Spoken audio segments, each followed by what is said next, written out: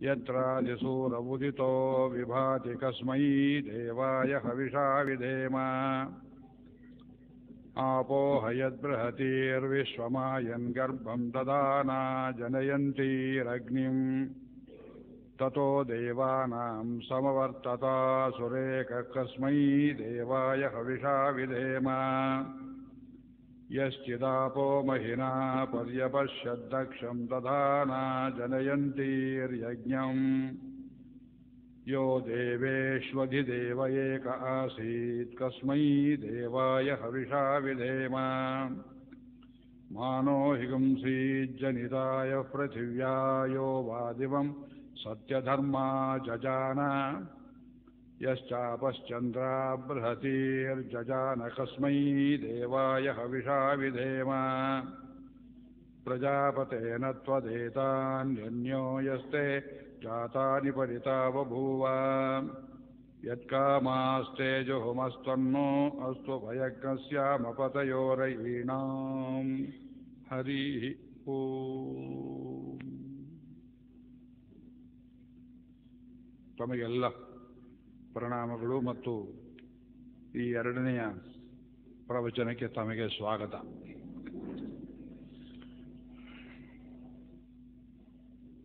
ನಿನ್ನೆಯ ಪ್ರವಚನದಲ್ಲಿ ಸ್ವಲ್ಪ ಮಟ್ಟಿಗೆ ವೇದದ ಪರಿಚಯವನ್ನೇ ತಮಗೆ ಮಾಡಿಕೊಟ್ಟೆ. ವೇದವನ್ನು ಅಭ್ಯಾಸ ಮಾಡತಕ್ಕ ರೀತಿ, ಅದು ಎಷ್ಟು ಪ್ರಾಚೀನ ವೇದ ಸೂಕ್ತಗಳು ಎಂಬುದನ್ನು, ಭಾರತೀಯರಿಗೆ ಅವರ ಎಲ್ಲ ಸಂಸ್ಕೃತಿಗೆ ತಾಯಿ ಬೇರಾದ ಈ ವೇದದ ವಿಚಾರಗಳು, ಸತ್ಯ, ಧರ್ಮ, ಋತ, ಯಜ್ಞ ಮೊದಲಾದವನ್ನ ತಲೆ ಕೆಳಕು ಮಾಡಿದ ಹೊರತು ಭಾರತೀಯರನ್ನು ಪರಿವರ್ತಿಸುವುದಕ್ಕೆ ಸಾಧ್ಯವಿಲ್ಲ ಅಂತ ಪಶ್ಚಿಮದವರು ಅಲ್ಲಲ್ಲಿ ಏನು ಕುಯತ್ನಗಳನ್ನು ಮಾಡಿದರು, ಕೆಟ್ಟ ಪ್ರಯತ್ನಗಳನ್ನು ಮಾಡಿದರು, ಸ್ವಲ್ಪ ಮಟ್ಟಿಗೆ ಪ್ರಸ್ತಾಪ ಮಾಡಿದೆ. ಇವತ್ತು ನಮಗೆ ನಾವೇ ಪರಕೀಯರಾಗುವ, ಸೆಲ್ಫ್ ಏಲಿಯನೇಷನ್ ಆಗುವ ಪರಿಸ್ಥಿತಿಗೆ ಯಾತಕ್ಕೆ ಮುಟ್ಟಿದ್ದೇವೆ ಅಂದರೆ ವೇದದಿಂದ ದೂರ ಸರಿತಾ ಇದ್ದೇವೆ. ವೇದದ ಬಗೆಗೆ ಅಪಪ್ರಚಾರಗಳು ಬಹಳಷ್ಟು ಆಗ್ತಾ ಇವೆ. ಅದು ಪ್ರಾಸಂಗಿಕವಾದರೂ ಅಲ್ಲಲ್ಲಿ ಹೇಳಬೇಕಾಗ್ತದೆ. ನಮ್ಮ ವೇದ ಸಂಸ್ಕೃತಿಯ ಪರಿಚಯ 10 ಸಂಪುಟಗಳಲ್ಲಿ ಉದ್ದಕ್ಕೂ ಇದನ್ನು ಪ್ರಸ್ತಾಪ ಮಾಡಿ ಪೂರ್ವ ಪಕ್ಷಗಳನ್ನು ನಿರಾಕರಣೆ ಮಾಡ್ತಾ ನಾನು ಉತ್ತರ ಕೊಟ್ಟಿರುವುದನ್ನು ತಾವು ಪುಸ್ತಕ ತಗೊಂಡು ಓದಿ ನೋಡಬೇಕು. 3-4 ಮುದ್ರಣಗಳಾಗಿವೆ ಆ ಗ್ರಂಥಗಳು. 73ನೇ ಇಸವಿಯಿಂದ ಅಗಾಧ ಪ್ರಯತ್ನವನ್ನು ನಾನು ಪ್ರಾಯಶಃ ಕನ್ನಡದಲ್ಲಿ ಮೊದಲ ಬಾರಿಗೆ ಅಂತ ಕಾಣಿಸ್ತದೆ ಅದನ್ನು ಮಾಡಿ ತಮಗೆ ಕೊಡುವ ಪ್ರಯತ್ನವನ್ನು ಮಾಡಿದ್ದೇನೆ. ವೇದದಲ್ಲಿ ಈ ಹೊತ್ತು ಋಷಿಗಳ ಸ್ವರೂಪ ಪರಿಚಯ, ಅದರಲ್ಲಿ ವಿಶೇಷವಾಗಿ ಅಗಸ್ತ್ಯರು ಈ ನಾಡಿಗೆ ಏನು ಕೊಡುಗೆಯನ್ನು ಕೊಟ್ಟರು ಅನ್ನುವುದನ್ನು ಕುರಿತು ಪರಿಚಯ ಮಾಡುವ ಯತ್ನ ಮಾಡ್ತೇನೆ. ಇದನ್ನು ನಾಳೆ ಮತ್ತೆ ಮುಂದುವರಿಸಿ ವಸಿಷ್ಠ ವಿಶ್ವಾಮಿತ್ರರ ಪರಿಚಯ, ಅವರ ಕುಖ್ಯಾತವಾದ ಈ ಕಲಹದ ವೃತ್ತಾಂತವನ್ನೇನು ಕೊಟ್ಟಿದ್ದಾರೆ ವೇದಗಳಲ್ಲಿ, ಮಹಾಭಾರತ, ರಾಮಾಯಣಗಳಲ್ಲಿ, ಅದರ ಉಪಧ್ವನಿಗಳು, ಓವರ್ ಟೋನ್ಸ್, ಅಂಡರ್ ಟೋನ್ಸ್ ಇವತ್ತಿಗೂ ಹೇಗೆ ಪ್ರಸ್ತುತವಾಗಿವೆ, ಒಂದು ಸಮಾಜದ ಧ್ರುವೀಕರಣದ ತತ್ವ ಅದರಲ್ಲಿ ಹೇಗೆ ಅಡಗಿದೆ ಎನ್ನುವುದನ್ನು ನಾಳೆ ಪ್ರಸ್ತಾಪ ಮಾಡ್ತೇನೆ. ನಿನ್ನೆ ಹೇಳಿದ ಮತ್ತೊಂದು ಮಾತನ್ನು ಇವತ್ತು ಪುನಃ ಉಚ್ಚಾರ ಮಾಡ್ತೇನೆ. ಈ 7 ಪ್ರವಚನಗಳಲ್ಲಿ ವೇದದ ಎಲ್ಲ ಅಂಶಗಳನ್ನು ಪರಿಚಯ ಮಾಡುವುದು ಆಗುವುದಿಲ್ಲ. ನಾನು ಪರಿಚಯ ಮಾಡಿದರೂ ತಮಗೆ ಹೃದಯದಲ್ಲಿ ನಿಲ್ಲುವುದು ಕಷ್ಟ. ಒಂದು ಪ್ರವಚನದಲ್ಲಿ ಒಂದು ಅಂಶವನ್ನು ಒಬ್ಬರು ಗ್ರಹಿಸಿದರೆ ಬಹಳ ದೊಡ್ಡ ವಿಷಯ ಅಂತ ನಾನು ಭಾವನೆ ಮಾಡ್ತೇನೆ. ಯಾಕೆಂದರೆ ಇದು ಬ್ರಹ್ಮವಿದ್ಯೆ. ಯಾರಿಗಾದ್ರೂ ಏನಾದ್ರು ತಿಳಿಲಿಲ್ಲ ಅಂದರೆ ಏನು ಮಹಾಬ್ರಹ್ಮವಿದ್ಯೆ ಅಂತಾರೆ. ಬ್ರಹ್ಮವಿದ್ಯೆ ಅಂದರೆ ಅತ್ಯಂತ ಕಠಿಣವಾದದ್ದು, ತಿಳಿಯುವುದಕ್ಕೆ, ಉಪಾಸನೆ ಮಾಡುವುದಕ್ಕೆ ತುಂಬ ಶ್ರಮದಾಯಕವಾದದ್ದು, ಆದರೆ ಶ್ರಮಪಟ್ಟರೆ ಸಾರ್ಥಕವಾದದ್ದು ಅನ್ನುವ ಪ್ರಜ್ಞೆ ನಮ್ಮ ರಕ್ತದಲ್ಲಿ ಹಿಂದಿನಿಂದ ಹಿರಿಯರು ಕೊಟ್ಟಿದ್ದಾರೆ. ವೇದಗಳನ್ನು ಪ್ರತ್ಯಕ್ಷ ಮಾಡಿಕೊಂಡ ಮಹರ್ಷಿಗಳು ಒಂದು ವಿಚಿತ್ರವಾದ ಲಿಪಿಯಲ್ಲಿ ಇಡೀ ಮಂತ್ರಗಳನ್ನು ಗುರುತಿಡುವಂತಹ ಪದ್ಧತಿಯನ್ನು ರೂಪಿಸಿಕೊಂಡಿದ್ದರು ಅಂತ ನಿನ್ನೆ ಪ್ರಸ್ತಾಪ ಮಾಡಿ, ಈ ಹರಪ್ಪ ಮೊಹೆಂಜೊದಾರಗಳ ಉತ್ಖನನದಲ್ಲಿ ಈ ಸಿಂಧೂ ಕೊಳ್ಳದಲ್ಲಿ ದೊರಕಿರುವ ಮುದ್ರೆಗಳು, ಸೀಲ್ಸ್ ಅಂತ ಏನಿವೆ, ಅದರ ಮರ್ಮವನ್ನು ಸ್ವಲ್ಪ ನಿನ್ನೆ ಉದ್ಘಾಟನೆ ಮಾಡಿದೆ. ಇದನ್ನು ಹೇಳ್ತಾ ಇರೋದು ನಿನ್ನೆ ಅಕಸ್ಮಾತ್ ಬಾರದೇ ಇದ್ದವರಿಗೆ ಸ್ವಲ್ಪ ಏನು ಹೇಳಿದ್ದೆ ಅನ್ನೋದು ನೆನಪಾಗಲಿ ಅನ್ನೋ ದೃಷ್ಟಿಯಿಂದ ಹೇಳ್ತಿದ್ದೇನೆ. ಸಸರ್ಪರಿ, ದಟ್ ಲ್ಯಾಂಗ್ವೇಜ್ ವಾಸ್ ಕಾಲ್ಡ್ ಸಸರ್ಪರಿ. ಅದು ಹೇಗೆ ಇವತ್ತು ಇಬ್ಬರು ಮಹನೀಯರು ಇಂಡಸ್ ವ್ಯಾಲಿ ಸ್ಕ್ರಿಪ್ಟ್ ಡಿಸೈಫರ್ಡ್ ಪುಸ್ತಕ ಬರೆದಿದ್ದಾರೆ, ಒಬ್ಬರು ಬೆಂಗಳೂರಲ್ಲೇ ಇದ್ದಾರೆ ಅನ್ನೋದು ನಮಗೆಲ್ಲ ಹೇಳಿದೆ. ಇರಲಿ, ಇವತ್ತು ಎಲ್ಲಿಂದ ಆರಂಭ ಮಾಡ್ತೇನೆ ಅಂದರೆ, ವೇದದಲ್ಲಿ ಇರುವುದೆಲ್ಲ ಸಾಂಕೇತಿಕವಾದಂತಹ ವಿಷಯಗಳ ನಿರೂಪಣೆ, ಸಿಂಬಾಲಿಕ್ ಲ್ಯಾಂಗ್ವೇಜ್. ಇದು ನಮಗೆ ಅರ್ಥವುಳ್ಳದ್ದು ಎಂಬ ಪ್ರಜ್ಞೆಯನ್ನು ಹಿರಿಯರು ತುಂಬ ಪ್ರಾಚೀನ ಕಾಲದಿಂದ ಹಿಡಿದಿಟ್ಟಿದ್ದಾರೆ. ಇವತ್ತು ನಮಗೆ ಅನೇಕ ಮಂತ್ರಗಳ ಕೀಲಿ ಕೈ ದೊರಕುವುದಿಲ್ಲ. ಮಂತ್ರ ಇದೆ, ಅರ್ಥ ಇದೆ, ಇದರಲ್ಲಿ ಅರ್ಥ ಇದೆ ಎನ್ನುವ ಶ್ರದ್ಧೆ ನಮಗೆ ಇದೆ. ಯಾರಾದರೂ ಇಷ್ಟೆಲ್ಲ ಹೇಳಿದ್ರಲ್ಲ, ಇದರಲ್ಲೇನು ಅರ್ಥ ಇದೆ ಅಂತ ಕೇಳಿದರೆ, ವೇದವನ್ನು ಕಂಠಪಾಠ ಮಾಡಿದ ಪಂಡಿತರಿಂದ ಹಿಡಿದು ದೈನಂದಿನ ಯಾಜ್ಞಿಕ ಪ್ರಯೋಗವನ್ನು ಮಾಡಿಕೊಡ್ತಕ್ಕಂತಹ ನಿಮ್ಮ ಮನೆ ಪುರೋಹಿತರುಗಳವರೆಗೆ 100ರಲ್ಲಿ 90-95ರವರೆಗೆ ಅರ್ಥಗಳ ಗೊತ್ತಿಲ್ಲದೆ ಇರುವಂತಹ ದುಸ್ಥಿತಿಗೆ ನಾವು ಮುಟ್ಟಿಬಿಟ್ಟಿದ್ದೇವೆ. ಹಾಗಂದ್ರೆ ಅದಕ್ಕೆ ಅರ್ಥ ಇಲ್ಲ ಅಂತಲ್ಲ, ಅರ್ಥ ಇದೆ. ಆ ಅರ್ಥ ಉಪಾಸನಾ ವೇದ್ಯ, ಯೋಗದಲ್ಲಿ ವೇದ್ಯ. ಯುಂಜತೆ ಮನ ಉತಯುಂಜತೆ ಧಿಯ. ಋಗ್ವೇದದಲ್ಲಿ ಒಂದು ಮಂತ್ರ ಹೇಳುತ್ತೆ, ಯಜುರ್ವೇದದಲ್ಲಿ ನಮ್ಮ ಕೃಷ್ಣ ಸಂಹಿತೆಯಲ್ಲಿ, ತೈತ್ರಿಯ ಸಂಹಿತೆಯಲ್ಲಿ ಹೇಳ್ತಾರೆ, ಬುದ್ಧಿ ಮನಸ್ಸು ಒಂದಕ್ಕೊಂದಕ್ಕೆ ಸೇರಬೇಕು. ಯುಂಜತೆ ಮನ ಉತಯುಂಜತೆ ಧಿಯ. ಧೀಹಿ ವಿಚಾರಪರವಾದಂತಹ ಬುದ್ಧಿ, ಮನಸ್ಸು ಇಂಪ್ರೆಷನಬಲ್ ಆಸ್ಪೆಕ್ಟ್ ಆಫ್ ದಿ ಮೈಂಡ್, ಭಾವನಾತ್ಮಕ ಬುದ್ಧಿಯಾತ್ಮಕ. ಈ ಎರಡನ್ನ ಪರಸ್ಪರ ಕೂಡಿಸಿ ವಿಚಾರ ಭಾವನೆಗಳ ಸಂಗಮದಲ್ಲಿ ಇಲ್ಲಿ ಒಳಗೆ ಹೇಳುವ ತತ್ವಗಳನ್ನು ಸಾಕ್ಷಾತ್ಕಾರ ಮಾಡಿಕೋ. ಎಲ್ಲಿ? ಕರ್ಮಕಾಂಡದ ನಡುವೆ ಹೇಳ್ತಾರೆ ಈ ಮಂತ್ರವನ್ನು ಯಜುರ್ವೇದದಲ್ಲಿ. ಯೋಗ ಹುಟ್ಟಿದ್ದೇ ವೇದದಲ್ಲಿ. ಅಲೌಕಿಕವಾದ ಅತೀಂದ್ರಿಯವಾದ ಸತ್ಯ ಸಂಗತಿಗಳು ಮಹರ್ಷಿಗಳಿಗೆ ಗೋಚರವಾದದ್ದು ಅತ್ಯಂತ ಪರಿಶುದ್ಧವಾದ ಹೃದಯ ಪಟದಲ್ಲಿ, ಸ್ವರ್ಲೋಕದಲ್ಲಿ. ಮತ್ತೆ ನಿಮಗೆ ತಲೆನೋವಾಗ್ತದೆ ನನ್ನ ಭಾಷೆ. ಇದು ವಿಮಾನ ಇದ್ದ ಹಾಗೆ ಮೇಲಕ್ಕೆ ಇರ್ತದೆ, ಏರೋಡ್ರೋಮ್ನಲ್ಲಿ ರನ್ವೇ ಅಂತ ಇರ್ತದೆ, ಭಾಷೆ ಅಲ್ಲಿ ತನಕ ಹೋಗ್ತದೆ. Then it takes a sudden flight. It is impossible to convey the higher meanings of life on a lower plane. ನಾವು ನೆಲದ ಮೇಲೆ ಕೂತಿದ್ದೇವೆ, ಭೂಹು ಪ್ರಜ್ಞೆಯವರು, ಇದರ ಮೇಲೆ ಭುವಃ ಪ್ರಜ್ಞೆ, ಅದರ ಮೇಲೆ ಸುವಹ ಬೆಳಕಿನ ಲೋಕ, ಅದರ ಮೇಲೆ ಮಹರ್ಲೋಕ. ಮಹಾಚಮಸ್ಯ ಪ್ರವೇದಯತೆ ಮಹ ಇತಿ ತದ್ಬ್ರಹ್ಮ ಸ ಆತ್ಮ ಅಂಗಾನ್ಯನ್ಯ ದೇವತಾ.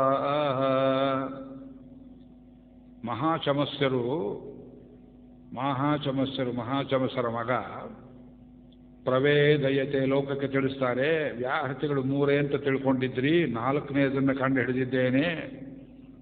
ಅದೇ ಪರಮೇಶ್ವರ, ಅದು ಪರಮಾತ್ಮ. ಮಹ ಇತಿ ತದ್ಬ್ರಹ್ಮ ಸ ಆತ್ಮ.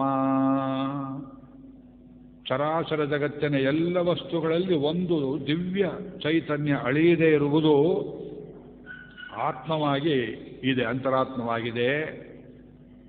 ಉಳಿದದ್ದೆಲ್ಲವೂ ನೀವು ಕಾಣುವುದು, ಕೇಳುವುದು, ನೋಡುವುದು, ಮೂಸುವುದು, ಅನುಭವಕ್ಕೆ ಬರುವುದು ಆ ಅಂತರಾತ್ಮದ ಸುತ್ತ ಇರುವ ಅಂಗ ಉಪಾಂಗಗಳು, ಶರೀರ ರೂಪಗಳು ಎಂಬುದಾಗಿ ಹೇಳಿಬಿಟ್ರು. ಆ ಆತ್ಮ ಶಬ್ದ ವೇದದಲ್ಲಿಲ್ಲ ಅಂತಾರೆ ಕೆಲವರು. ಇಲ್ಲಿದೆ ನೋಡಿ, ವೇದ ಓದ್ದೇ ಇದ್ದವರು ವೇದದಲ್ಲಿ ಆತ್ಮ ಶಬ್ದವೇ ಇಲ್ಲ. ಅದಾಮೇಲೆ ಬಂತು, ಏನು ತಲೆ ಕಾಲು ಬಾಲ ಒಂದೂ ಇಲ್ಲದೆ ಪಶ್ಚಿಮದವರು ಮಾಡಿರುವ ಅಸಂಬದ್ಧ ಟೀಕೆಗಳು, ಅಪಾರ್ಥಗಳು. ಕೈಯಲ್ಲಿ ಕತ್ತಿ ತಗೊಳ್ಬೇಕು ಅನಿಸುತ್ತೆ ನಮಗೆ ವೇದಗಳನ್ನು ಬಿಟ್ಟು. ಅತತೇರ್ವಾ ಅತ್ತೇರ್ವಾ ಅದ್ಯತೇರ್ವಾ. ಯಾವುದು ಎಲ್ಲವನ್ನೂ ತಿನ್ನುತ್ತದೆಯೋ, ತಿನ್ನುವುದು ನಾವು ಕನ್ನಡದಲ್ಲಿ ತಿನ್ನುವುದು ಬೇರೆ ಅರ್ಥ ಹೇಳ್ತೇವೆ. That which appropriates everything into itself, doctrine of appropriation. ಅದ್ಯತೆ ಎಲ್ಲವನ್ನು ತಿನ್ನುವುದು. ಅತತೇರ್ವಾ ಸರ್ವತ್ರ ಸಂಚಾರ ಯಾವುದು ಮಾಡಬಲ್ಲದೋ ಅದು ಆತ್ಮ. ಮತ್ತು ಯಾವುದು ಎಲ್ಲವನ್ನೂ ಇಷ್ಟಪಟ್ಟು ಪಡೆಯುತ್ತದೆಯೋ ಆಪ್ನೋತೇರ್ವಾ, ಇದು ಮೂರರ್ಥ. That which attains whatever it wants, that which constantly moves, that which appropriates everything into its own pattern of experience. ಇದು ಆತ್ಮ. ಇದು ಪರಮಾತ್ಮನಿಗೆ ಪರಿಪೂರ್ಣವಾಗಿ ಒಪ್ಪುವಂತಹ ಒಂದು ವಿಶೇಷಣ. ಜೀವಾತ್ಮನಿಗೆ ಹೇಳುವಾಗ ಕರ್ಮಫಲಗಳು ಅನ್ನೋ ಅರ್ಥದಲ್ಲಿ ಹೇಳ್ತೇವೆ. ಈ ಜಾತಿಗೆ ಹೇಳ್ತೇವೆ ಸ ಆತ್ಮ ಅಂಗ ಅನ್ಯನ್ಯ ದೇವತಾ. ಇವತ್ತು ದೇವತಾ ಮಂಡಲಕ್ಕೆ ಕೈ ಹಾಕೋದಿಲ್ಲ. ಋಷಿಗಳ ಪರಿಚಯ ಆದ್ಮೇಲೆ ಅದಕ್ಕೆ ಹೋಗೋಣ. ದೇವರು ಎಷ್ಟು, ಒಬ್ಬನೇ ದೇವರು 33 ಕೋಟಿ ಅಂತ ಹೇಳ್ತೇವಲ್ಲ. ನಿನ್ನೆ ಸ್ವಲ್ಪ ಅಲ್ಲಿಯೇ ಒಂದು ಮಾತನ್ನು ಜಜ್ಜಿಟ್ಟೆ. ದೇವರ ಸ್ವರೂಪವನ್ನು, ನಮ್ಮ ಜೀವಾತ್ಮ ಸ್ವರೂಪವನ್ನು, ಈ ಜೀವನದಲ್ಲಿ ನಾವು ಪಡ್ತಕ್ಕಂಥ ಕಷ್ಟಗಳು, ಮಾಡಬೇಕಾದ ಹೋರಾಟಗಳು, ದೇವಾಸುರ ಯುದ್ಧದ ರೀತಿ ನೀತಿಗಳು, ಅದರ ಮುಂಚೂಣಿಯಲ್ಲಿ ನಿಂತು ಮಹಾಭಾಗ್ಯವಂತರು, ಆತ್ಮತ್ಯಾಗ ಸಿದ್ಧರು ಆದಂತಹ ಮಹರ್ಷಿಗಳು ನಮಗೇನು ದಾರಿ ತೋರಿಸಿದರು ಅನ್ನೋದನ್ನು ನಾವು ಅರಿಯಬೇಕು. ಇವತ್ತು ಮತ್ತು ನಾಳೆ ಈ ಋಷಿಗಳ ಸ್ವರೂಪವನ್ನು ಹೇಳ್ತೇವೆ. ವೇದಕ್ಕೆ ತ್ರಯೀ ಎಂಬುದಾಗಿ ಇನ್ನೊಂದು ಹೆಸರು. ತ್ರಯೀ ತ್ರಯೀ ಮೂರು ಮೂರು ಮೂರು. ತ್ರಯೋರ್ಥ ಸರ್ವವೇದೇಶು ಮಧ್ವಾಚಾರ್ಯರು. ವೇದಗಳಲ್ಲಿ 3 ಬಗೆಯ ಅರ್ಥ ಇದೆ ಎಂದರು. ಕೃಷ್ಣನು ಭಗವದ್ಗೀತೆಯಲ್ಲಿ ಅದನ್ನೇ ಹೇಳಿದ. ಯಾಸ್ಕ ಮಹರ್ಷಿಗಳು ಹೇಳ್ತಾರೆ ನಿರುಕ್ತದಲ್ಲಿ ವೇದಗಳಲ್ಲಿ 3 ಬಗೆಯ ಅರ್ಥ ಇದೆ. ಮೇಲ್ ನೋಡಿದರೆ ಒಂದು ಅಧಿಯಜ್ಞದ ಹೊರಗಿನ ಅರ್ಥ, ರಿಚುವಲಿಸ್ಟಿಕ್ ಮೀನ್. ಸ್ವಲ್ಪ ಇಂಗ್ಲೀಷ್ನಲ್ಲಿ ಅಲ್ಲಲ್ಲೇ ಹೇಳ್ತೇನೆ, ತಾವೆಲ್ಲ ಇಂಗ್ಲೀಷ್ ಬಲ್ಲವರಿದ್ದೀರಿ. It will be easy for me to communicate. ಎಲ್ಲ ಸಂಸ್ಕೃತಮಯವಾದ ಕನ್ನಡದಲ್ಲಿ ಹೇಳಿದ್ರೆ ಗೊಂದಲ ಆಗುತ್ತೆ, ಯಾರಿಗೂ ತಿಳಿಯೋದಿಲ್ಲ. The ritualistic language on the surface of the Veda mantras is unavoidable because the external sacrifice is a physical representation of the inner sacrifice that we continually ought to do. ಇದು ಯೋಗ. ಒಳಗೆ ಕಾಮಕ್ರೋಧಗಳನ್ನು ದಮಿಸಬೇಕು, ದುರಾಶೆಗಳನ್ನು ಗೆಲ್ಲಬೇಕು, ಅರ್ಪಿಸಬೇಕು. ದೇವತ್ವ ಅನ್ನೋದಾಗ ಸೃಷ್ಟಿಯಾಗ್ತದೆ. ಇಷ್ಟೇನೇ ಅಲ್ಲ, ಇದು ಬಹಳ ಕಠಿಣವಾದದ್ದು. ಮಾಡಿ ನೋಡಿ. ಬುದ್ಧನಾಗಲಿ ವರ್ಧಮಾನನಾಗಲಿ ಈ ಅಧಿಯಜ್ಞದ ಪರಿಭಾಷೆಯನ್ನು ಬಿಟ್ಟು ಅವರು ನೇರವಾಗಿ ಯೋಗಕ್ಕೆ ಹೋದರು. ಅವರು ದೊಡ್ಡವರೇ, ಆದರೆ ಅದರಲ್ಲಿ ನಿರೂಪಿಸುವಾಗ ಅನೇಕ ಕ್ಲಿಷ್ಟತೆಗಳು ಅವರಿಗೆ ಏರ್ಪಟ್ಟವು. ಅದರಿಂದ ವೈದಿಕರಿಗೆ ಅವರಿಗೆ ಪರಿಭಾಷೆಯಲ್ಲಿ ಸಾಮಾನ್ಯ ಬರಲಿಲ್ಲ, ಸಮಾನಾಧಿಕರಣ್ಯ ಬರಲಿಲ್ಲ. ನನಗೆ ತಿಳಿದ ಮಟ್ಟಿಗೆ ವೇದಾರ್ಥಗಳನ್ನು, ಬೌದ್ಧರ ಜೈನರ ಅರ್ಥಗಳನ್ನು ಸಮೀಕರಿಸಿ ಮಾಡಿದ ಯೋಗಿಗಳೋ ಮಹರ್ಷಿಗಳೋ ಇಲ್ಲಿವರೆಗೆ ಇಲ್ಲ. ಪುಸ್ತಕನೂ ಬರೆದಿದ್ದಿಲ್ಲ. ಸುಮ್ಮನೆ ಕಲಸು ಮೇಲೋಗರ ಮಾಡಿ ಇದನ್ನೇ ಬುದ್ಧ ಹೇಳಿದ, ಅದನ್ನೇ ಮಹಾವರ ಹೇಳಿದ. ಇದು this eclectic fooling, public fooling has cost us very dearly. ಒಂದು ದಾರಿ ಹಿಡ್ಕೊಂಡು ಹೋಗಬೇಕು, ಒಂದು ಅಪವರ್ತನ ಹಿಡ್ಕೊಂಡು ಹೋಗಬೇಕು. ಅದು ಅಧಿಯಜ್ಞ ಅರ್ಥ. ಎರಡನೇದು, ಆ ದಿವ್ಯ ಅಂಶಗಳು ನಮ್ಮನ್ನು ಮೇಲಕ್ಕೆತ್ತುವು, ಬೆಳಗುವು. ಹೊರಗಿನ ಕಣ್ಣು, ಹೊರಗಿನ ಮೂಗು ಇವುಗಳಿಗಿಂತ ಹೆಚ್ಚಾಗಿ ಒಳಗೆ ಮನಸ್ಸು ಕತ್ತಲೆಯಲ್ಲಿ ತುಂಬಿಕೊಂಡಾಗ ಆ ಕತ್ತಲೆಯನ್ನು ನಿವಾರಿಸಿ ಬೆಳಕು ಕೊಡುವ ಶಕ್ತಿಗಳೇನಿವೆ ಅವುಗಳನ್ನು ದೇವತೆಗಳು ಅಂತ ಏನು ಕರೆದರು. ಅವರು ನಮ್ಮಲ್ಲಿಯೇ ಇದ್ದಾರೆ, ಕಣ್ಣು ಕಿವಿ ಮೂಗುಗಳಲ್ಲಿ, ಮನಸ್ಸಲ್ಲಿ ಅಂತ ನೆನ್ನೆ ಏನು ಸ್ವಲ್ಪ ಮಟ್ಟಿಗೆ ಹೇಳಿದೆ. ಅದನ್ನು ನಿರೂಪಿಸುವ ಎರಡನೇ ಭಾಷೆ ಬರ್ತದೆ ವೇದದಲ್ಲಿ. ಇದು ಅಧಿದೈವ, ಆಧಿದೈವಿಕ ಅರ್ಥ. ಮೇಲ್ನೇದು ಆಧಿಯಜ್ಞಿಕ ಅರ್ಥ, ಎರಡನೇದು ಆಧಿದೈವಿಕ ಅರ್ಥ. ಇದರಲ್ಲಿ ಕಥೆಗಳು ಬರ್ತವೆ. ಇಂದ್ರ ವೃತ್ತರಾಸುರನನ್ನು ಕೊಂದ ಅನ್ನೋ ಕಥೆ ಬರ್ತದೆ, ತ್ರಿಪುರಾಸುರ ಸಂಹಾರದ ಕಥೆ ಬರ್ತದೆ. ಮಿತ್ಸ್ ಅಂತ ಹೇಳ್ತೇವೆ ಇಂಗ್ಲೀಷಲ್ಲಿ. ಇದು ಕಟ್ಟು ಕಥೆ ಅಲ್ಲ, ಕಥೆ ಒಳಗಡೆ ತತ್ವ ಇರ್ತದೆ. ಕಲ್ಪನೆಯ ಅಂಶಗಳು ಇಲ್ಲ. ಹೊರಗಿನ ಹೊದ್ದಿಕೆಯಲ್ಲಿ ಆ ಚೌಕಟ್ಟಲ್ಲಿ ನಿಮಗೆ ಎಂದೆಂದಿನ ಜೀವನದ ಅರ್ಥವನ್ನು ಹಿಡಿದುಕೊಡುವಂತಹ ಕೆಲವು ಸಂಕೇತಗಳು, they may be characters, they may be situations.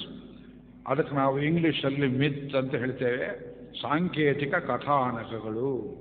ಇವತ್ತು ನ್ಯೂಸ್ ಪೇಪರ್ ಭಾಷೆಯಲ್ಲಿ ಮಿತ್ ಅಂದರೆ ಸುಳ್ಳು, ಸುಳ್ಳು ಕಲ್ಪನೆಯನ್ನು ಅರ್ಥ ಮಾಡಿಬಿಟ್ಟಿದ್ದೆ.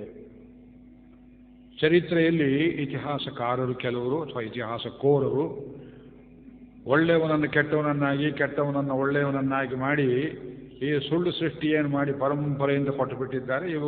ಇವುಗಳು ನಾವು ಕೆಟ್ಟ ಅರ್ಥದಲ್ಲಿ ಮಿತ್ಸ್ ಅಂತ ಹೇಳ್ತೇವೆ.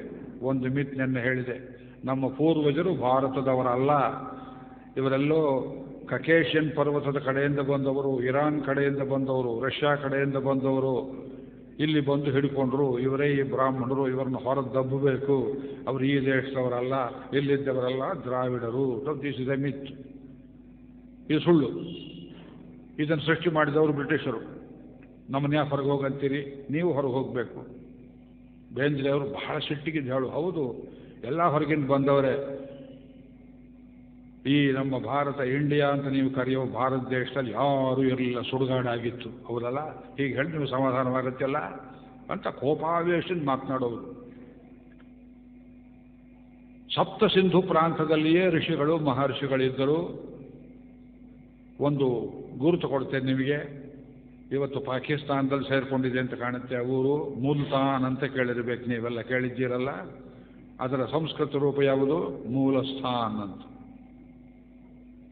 ಮುಲ್ತಾನ್ ಶಬ್ದದ ಪೂರ್ವ ರೂಪ ಮೂಲಸ್ಥಾನ. ಅಲ್ಲಿ ಪಕ್ಕದಲ್ಲಿ ಮೂಜಾವತ್ ಅಂತ ಒಂದು ಪರ್ವತ, ಆ ಪರ್ವತದ ಮೇಲೆ ಸೋಮಲತೆಗಳು ಸಿಗ್ತಾ ಇದ್ದವು. ಇವು ಹುಡುಕಿದರೆ ಇನ್ನೂ ಅತ್ಯಂತ ಪ್ರಾಚೀನ ಋಗ್ವೇದ ಮಂತ್ರಗಳಿಂದ ಇಲ್ಲಿ ತನಕ you can trace out the names of cities, the names of rivers, the names of the episodes and the minutest details. ಈಗ ಇಲ್ಲದೇ ಇರುವಂತಹ ಸರಸ್ವತಿ ನದಿ, ಈಗ ಇರುವಂತಹ ಸಿಂಧು, ಗಂಗೆ, ಯಮುನೆ, ವಿಪಾಶ, ಬ್ಯಾಸ್, ರಾವಿ, ಸಟ್ಲೇಜ್, ಶತದ್ರು, ಇಮಮ್ಮೆ ಗಂಗೆ ಯಮುನೆ ಸರಸ್ವತಿ ಶತದ್ರಿಸ್ತೋ ಮಯಾ ಸ್ವಚತ ಪರುಷ್ಣಿಯ ಅಸಿಕ್ನಿಯ ಮರುದ್ವೃದೆ ವಿತಸ್ತಾಯಾರ್ಜೀಕೀಯೇ ಶೃಣುಹ್ಯ ಸುಷೋಮಯ. ಬರುತ್ತಲ್ಲ, ಇದು ನಿತ್ಯ ಹೇಳುವ ಮಂತ್ರ. ಇದು ಋಗ್ವೇದದಲ್ಲಿದೆ, ಯಜುರ್ವೇದದಲ್ಲಿದೆ. ಮರುದ್ವೃಧ ಕಾವೇರಿ ನದಿ ಹೆಸರು. ಮರುದ್ವೃಧ, ಮರುತ್ ಬೀಸ್ಕೊಂಡು ಬರೋ ಗಾಳಿಯಿಂದ ಬೆಳೆಯುವ ನದಿ. ತುಲಾಮಾಸದಲ್ಲಿ ಕಾವೇರಿ ಉದ್ಭವ ಹೇಳ್ತಿರಲ್ಲ, ಅದು ಗಾಳಿಯಿಂದ ಬೆಳೆಯುವ, ಮಾರುತನಿಂದ ಬೆಳೆಯುವ ನದಿ.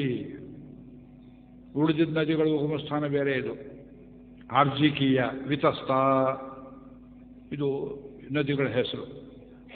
ಇದು ಋಗ್ವೇದದಲ್ಲಿ ಅತ್ಯಂತ ಪ್ರಾಚೀನ ಮಂತ್ರಗಳಿಗೆ ಬರ್ತದೆ. There was not an inch of land which our maharshis did not know. ಇಡೀ ಭಾರತ ದೇಶವನ್ನು ಅವರು ಹಂಚಿಕೊಂಡು ಒಂದು ದೃಷ್ಟಿಯಲ್ಲಿ, ನಾನು ಇಲ್ಲಿ ಧರ್ಮ ಬೆಳೆಸ್ತೇನೆ, ನೀನು ಅಲ್ಲಿ ಧರ್ಮ ಬೆಳೆಸು, ಇದು ನಿನ್ನ ಕ್ಷೇತ್ರ, ಇದು ನನ್ನ ಕ್ಷೇತ್ರ ಅಂತ ಹಂಚಿಕೊಂಡಿದ್ರು.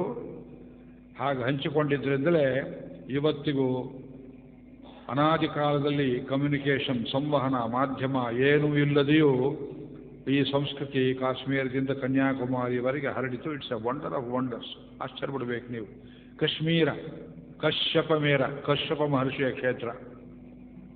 ನಮ್ಮ ಈಗಿನ ಮೈಸೂರು ಪ್ರಾಂತ ನಾವಿರುವುದು, ಬೆಂಗಳೂರಿರಲಿಲ್ಲ ಆವಾಗ. ಮೈಸೂರಿಗೆ ಹಳೆಯ ಹೆಸರು ಮಹಿಷಮಂಡಲ, ಮಹಿಷಾಸುರನ ಊರದು.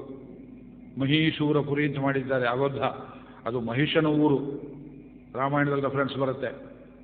ಈ ಪ್ರಾಂತದಲ್ಲಿ ಇಲ್ಲಿ ಒಳ್ಳೆ ಕೆಲಸ ಮಾಡಿದ್ದವರು ಗೌತಮರು. ಇದು ಗೌತಮ ಕ್ಷೇತ್ರ.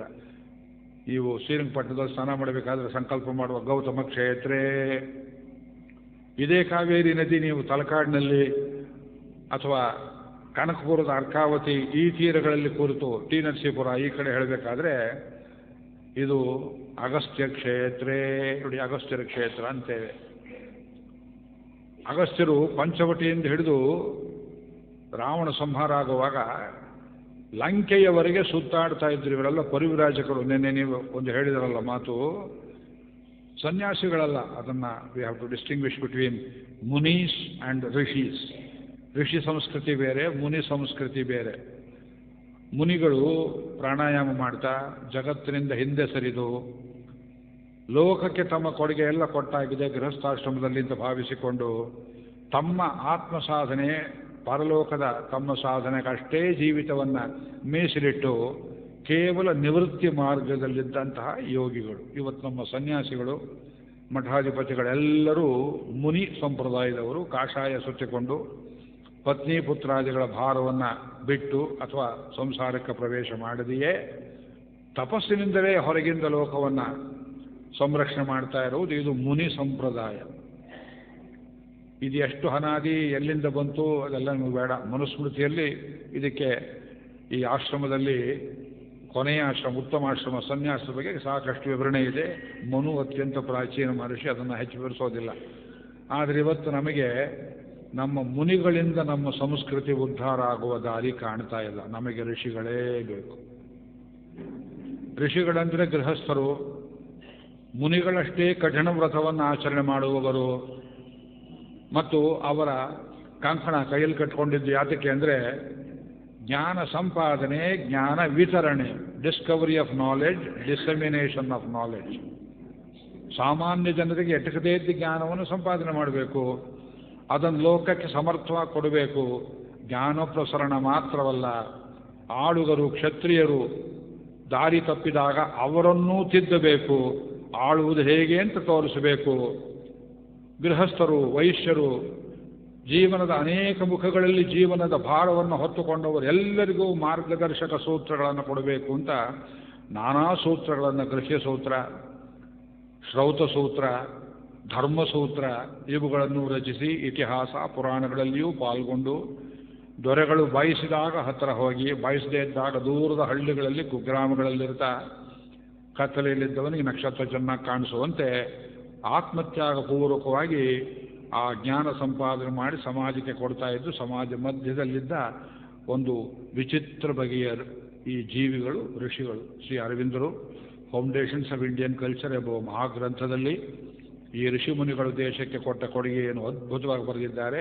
ವೇದ ಸಂಸ್ಕೃತಿ ಪರಿಚಯ 5ನೇ ಸಂಪುಟದಲ್ಲಿ ಅದರಿಂದ ಉದ್ಧರಣಿಕೆಗಳನ್ನು ಕೊಟ್ಟಿದ್ದೇನೆ. ಇವತ್ತು ಅಗಸ್ತ್ಯರ ಚರಿತ್ರೆ ಇದನ್ನೆಲ್ಲ ತೋರಿಸ್ತೇನೆ. ಅಂದರೆ ಋಷಿಗಳು ಅಂಜುಬುರುಕರಲ್ಲ, ಸಮಾಜ ಬಿಟ್ಟು ಹೋದವರಲ್ಲ, ಮಿಲಿಟೆಂಟ್ ಮಹರ್ಷಿಸ್, ಸಮಾಜದ ಮಧ್ಯೆನೇ ಇರ್ತಿದ್ದವರು. There was not an aspect of life with which they were not connected. ಅವರು ಎಲ್ಲ ಕಡೆಯೂ ಇರ್ತಿದ್ರು. ತಪ್ಪಿದ್ರೆ ತಪ್ಪಂತ ಹೇಳೋರು, ನಿರ್ದಾಕ್ಷಿಣ್ಯವಾಗಿ ಹೇಳೋರು. ಯಾವ ದುಷ್ಟ ರಾಜಕಾರಣಿ ಇರಲಿ, ಶಿಷ್ಟ ರಾಜಕಾರಣಿ ಇರಲಿ, ಯಾರಿಂದ ಏನೂ ಬಯಸದೆ ವಾಕ್ ಸ್ವಾತಂತ್ರ್ಯವನ್ನು ಉಳಿಸಿಕೊಂಡು ತಪ್ಪಿದವನು ತಪ್ಪಿದಾಗ ನೀ ಮಾಡಿದ್ದು ತಪ್ಪು ಅಂತ ನಿರ್ದಾಕ್ಷಿಣ್ಯವಾಗಿ ಹೇಳಿ ಖಂಡಿತವಾಗಿ ಲೋಕವಿರೋಧಿ ಎನ್ನುವ ಅಪವಾದಕ್ಕೆ ಗುರಿಯಾಗಿ ಆಗಾಗ ರಾಕ್ಷಸಪ್ರಾಯರಾದ ಅರಸರಿಂದ ಭಕ್ಷಿತರಾಗಿಯೂ ತಪಸ್ಸನ್ನು ಬಿಡದೆ ಲೋಕಕ್ಕೆ ಕೊಡುಗೆ ಕೊಟ್ಟ ಮಹರ್ಷಿಗಳಲ್ಲಿ ಅಗಸ್ತ್ಯರು, ವಸಿಷ್ಠರು, ಆಮೇಲಿನ ವಿಶ್ವಾಮಿತ್ರರು, ಶರಭಂಗ, ಸುತೀಕ್ಷ್ಣ, ಅತ್ರಿ, ಕಣ್ವ, ಜಮದಗ್ನಿ ಮೊದಲಾದವರ ಹೆಸರುಗಳನ್ನು ನಾವು ಇವತ್ತು ಪ್ರಾತಸ್ಮರಣೀಯರು ಅಂತ ನೆನೆಸ್ಕೊಳ್ಬೇಕಾಗಿದೆ. ಆ ಎಲ್ಲ ಮಹರ್ಷಿಗಳ ಚರಿತ್ರೆಯನ್ನು ಕುರಿತೇ ಒಂದು 10-20 ಸಂಪುಟವನ್ನು ನಾವು ಬರೀಬೋದು. ನಾವೆಲ್ಲ ಋಷಿ ಸಂತಾನ. ನಿನ್ನೆ ಹೇಳಿದೆ, ಪೂರ್ವದಲ್ಲಿ ಏರ್ಪಟ್ಟದ್ದು 7 ಗೋತ್ರಗಳು, ಅದೇ ಸಪ್ತಋಷಿಗಳ ಗೋತ್ರ. ಇವತ್ತು ನಾವು ಸಂಧ್ಯಾವಂದನ ಮಾಡುವಾಗ ಮಂತ್ರ ಹೇಳುವಾಗ ಅತ್ರಿ, ಭೃಗು, ಕುತ್ಸ, ವಸಿಷ್ಠ, ಗೌತಮ, ಕಾಶ್ಯಪ, ಅಂಗೀರಸ ಋಷಯ, ಗಾಯತ್ರಿ, ಉಷ್ಣಿಕಿ, ಅನುಷ್ಟುಪಿ, ತ್ರಿಷ್ಟುಪಿ, ಜಗತಿ, ಪಂಕ್ತಿ, ಛಂದಾಗುಂಸಿ, ಅಗ್ನಿ, ವಾಯು, ಅರ್ಕವಾಗಿ, ಶವರ್ಣ, ಇಂದ್ರ, ವಿಶ್ವೇ ದೇವ ದೇವತಾ. ಗಾಯತ್ರಿ ಜಪ ಮಾಡುವಾಗ ಇದನ್ನೆಲ್ಲ ಹೇಳ್ತೇವೆ. ಸಪ್ತರ್ಷಿಗಳು, ಸಪ್ತ ಛಂದಸ್ಸುಗಳು, ಸಪ್ತ ದೇವತೆಗಳು, ಸಪ್ತ ಲೋಕಗಳನ್ನು, ಮನುಷ್ಯನ 7 ಪ್ಲೇನ್ಸ್ ಆಫ್ ಕಾನ್ಷಿಯಸ್ನೆಸ್ ಅದನ್ನು ಸಂರಕ್ಷಿಸುವ ಈ ಋಷಿಗಳು, ಛಂದಸ್ಸು, ಮುನಿಗಳನ್ನು ಸರ್ವದಾ ನೆನೆಸ್ತೇವೆ. ಅದೇ ವಂಶದಲ್ಲಿಯೇ ಬಂದವರು ನಾವೆಲ್ಲ. ಇವತ್ತು ಗೋತ್ರ ಬೇರೆ ಬೇರೆಯಾಗಿದೆ. ಒಂದು ಅತ್ರಿ ಗೋತ್ರದಲ್ಲಿ ಎಷ್ಟಾಗಿದೆ, ಒಂದು ಭಾರ್ಗವ ಗೋತ್ರದಲ್ಲಿ ಎಷ್ಟು ಬ್ರಾಂಚಸ್ ಆಗಿದೆ, ಒಂದು ವಸಿಷ್ಠರ ಗೋತ್ರದಲ್ಲಿ ಎಷ್ಟಾಗಿದೆ ನೋಡಿ. ಕೌಂಡಿನ್ಯ ಅಂತ ಒಂದು ಗೋತ್ರ. ಕೌಂಡಿನ್ಯ ಗೋತ್ರ ಎಲ್ಲಿ ಬರುತ್ತೆ? ಅದು ವಸಿಷ್ಠ ಗೋತ್ರದ ಬ್ರಾಂಚು. ನನ್ನ 3ನೇ ಅಳಿಯಂದರು ಕೌಂಡಿನ್ಯ ಗೋತ್ರದವರು. ನಮ್ಮ ದೊಡ್ಡ ಅಳಿಯಂದರು 2ನೇವರು ಕೌಶಿಕ ಗೋತ್ರದವರು. ಇದು ವಿಶ್ವಾಮಿತ್ರ ಗೋತ್ರದ ಬ್ರಾಂಚ್. ಇದು ನಾವು ವಾಧೂಲರು, ಇದು ಭಾರ್ಗವ ಗೋತ್ರದ ಬ್ರಾಂಚು ಅಂತ ಸ್ವಲ್ಪ ಭಾರ್ಗವ ಪರಶುರಾಮರ ಅಂಶ ನಮ್ಮಲ್ಲಿ ಉಂಟು. ಬರವಣಿಗೆಯಲ್ಲಿಯೂ ಮಾತಿನಲ್ಲಿಯೂ ಜಮದಗ್ನಿರಕಾಮಯತ, ಜಮತ್ತಗ್ನಿ, ಉರಿಯುವ ಪ್ರಜ್ವಲಿಸುವ ಅಗ್ನಿ. ಅವ್ರು ನೋಡೋದಕ್ಕೆ ಆಗ್ತಿರ್ಲಿಲ್ಲವಂತೆ. ಜಮದಗ್ನಿಯನ್ನು ಕಣ್ಣಿಂದ ನೋಡಿದ್ರೆ ಕಣ್ಣು ಸುಟ್ಟು ಹೋಗ್ತಿತ್ತು ಅಂತ ಹೇಳ್ತಾರೆ. ವೇದದಲ್ಲಿ, ನಮ್ಮ ಯಜುರ್ವೇದದಲ್ಲಿ ಒಂದು ಕಡೆ ಹೇಳ್ತಾರೆ, ಎಲ್ಲೋ ಕ್ರಿಮಿಯೇ, ಎಲ್ಲೋ ಕೀಟಪ್ರಾಯನೇ, ಹೊಳದಂತಿರುವವನೇ ಸಂಕೇತ ಇದು. ಅತ್ರಿಣಾತ್ವಾ ಕ್ರಿಮೇ ಹನ್ಮಿ ಕಣ್ವೇನ ಜಮದಗ್ನಿನ. ಎಲ್ಲ ಈ ಕ್ರಿಮಿಯೇ, ನಿನ್ನನ್ನು ಕಣ್ವನ ಹೆಸರನ್ನು ಹೇಳಿಕೊಳ್ತೇನೆ, ಜಮದಗ್ನಿ ಹೆಸರನ್ನು ಹೇಳಿಕೊಳ್ತೇನೆ, ಅತ್ರಿ ಹೆಸರನ್ನು ಹೇಳಿಕೊಳ್ತೇನೆ. ಇದು ಒಂದು ಹುಳಕ್ಕೆ ಈ ಮಾತು ಹೇಳಿದ್ರೆ ಭೂಮಿಯಲ್ಲಿ ನಿಮ್ಗೆ ಅರ್ಥ ಆಗೋದಿಲ್ಲ. ಕೀಟಗಳಂತೀರು ಇವತ್ತು ಮಣ್ಣಿನ ಮಕ್ಕಳು ಅಂತ ಹೇಳ್ಕೊಳ್ತಾರೆ ನೋಡಿ, ಇವರನ್ನು ಕೊಲ್ಲುವ ಮಂತ್ರ ಇದು. ಆ ಮಂತ್ರದಲ್ಲಿ ಇದನ್ನು ಉಚ್ಚಾರಣೆ ಮಾಡಿಬಿಟ್ರೆ ಅವ್ರು ಸತ್ತು ಹೋಗಿಬಿಡ್ತಾರೆ. ಒಂದು ಓಂಕಾರವನ್ನು ವ್ಯತ್ಯಾಸ ಮಾಡಿ ಪ್ರಾಣಾಯಾಮದಿಂದ ನೀವು ಓಂಕಾರ ಸಾಧನೆ ಮಾಡಬೇಕಾದ್ರೆ ಅಕಾರ ಉಕಾರ ಮಕಾರ ಇತಿ, ಅದು ಅನುಸ್ವಾರ ಮೂರನೇದು ಅರ್ಧ ಮಾತ್ರ, ಎರಡು ತುಟಿ ಭದ್ರವಾಗಿ ಮುಚ್ಕೊಂಡಿದ್ರೆ ಕಫ ವಾತ ಪಿತ್ತ ತೊಂದರೆ ಇಲ್ಲದಿದ್ರೆ ಅರ್ಧಾಕ್ಷರ ಚೆನ್ನಾಗಿ ಉಚ್ಚಾರಕ್ಕೆ ಬರುತ್ತೆ. ಮೊದಲೆರಡನೇದು unless you have deep breath control ನಿಮ್ಮ ಬಾಯಲ್ಲಿ ಬರೋದಿಲ್ಲ. ಓಂ ಅಂತ ಹೇಳಿದ್ರೆ ಹೋಮ್ ಅಂತ ಹೇಳೋರು ಕೇಳಿದ್ದೀರಿ ನೀವು. ಓಂ ಅಂದರೆ ಠೋಮನೋ ಬರೋದಿಲ್ಲ ಅಂತ ಬೈತಾರೆ ನೋಡಿ ಪೂರ್ವಿಕರು. ಅಲ್ಲ, ಓಂಕಾರ ಉಚ್ಚಾರಣೆ ಸಾಮಾನ್ಯವಲ್ಲ.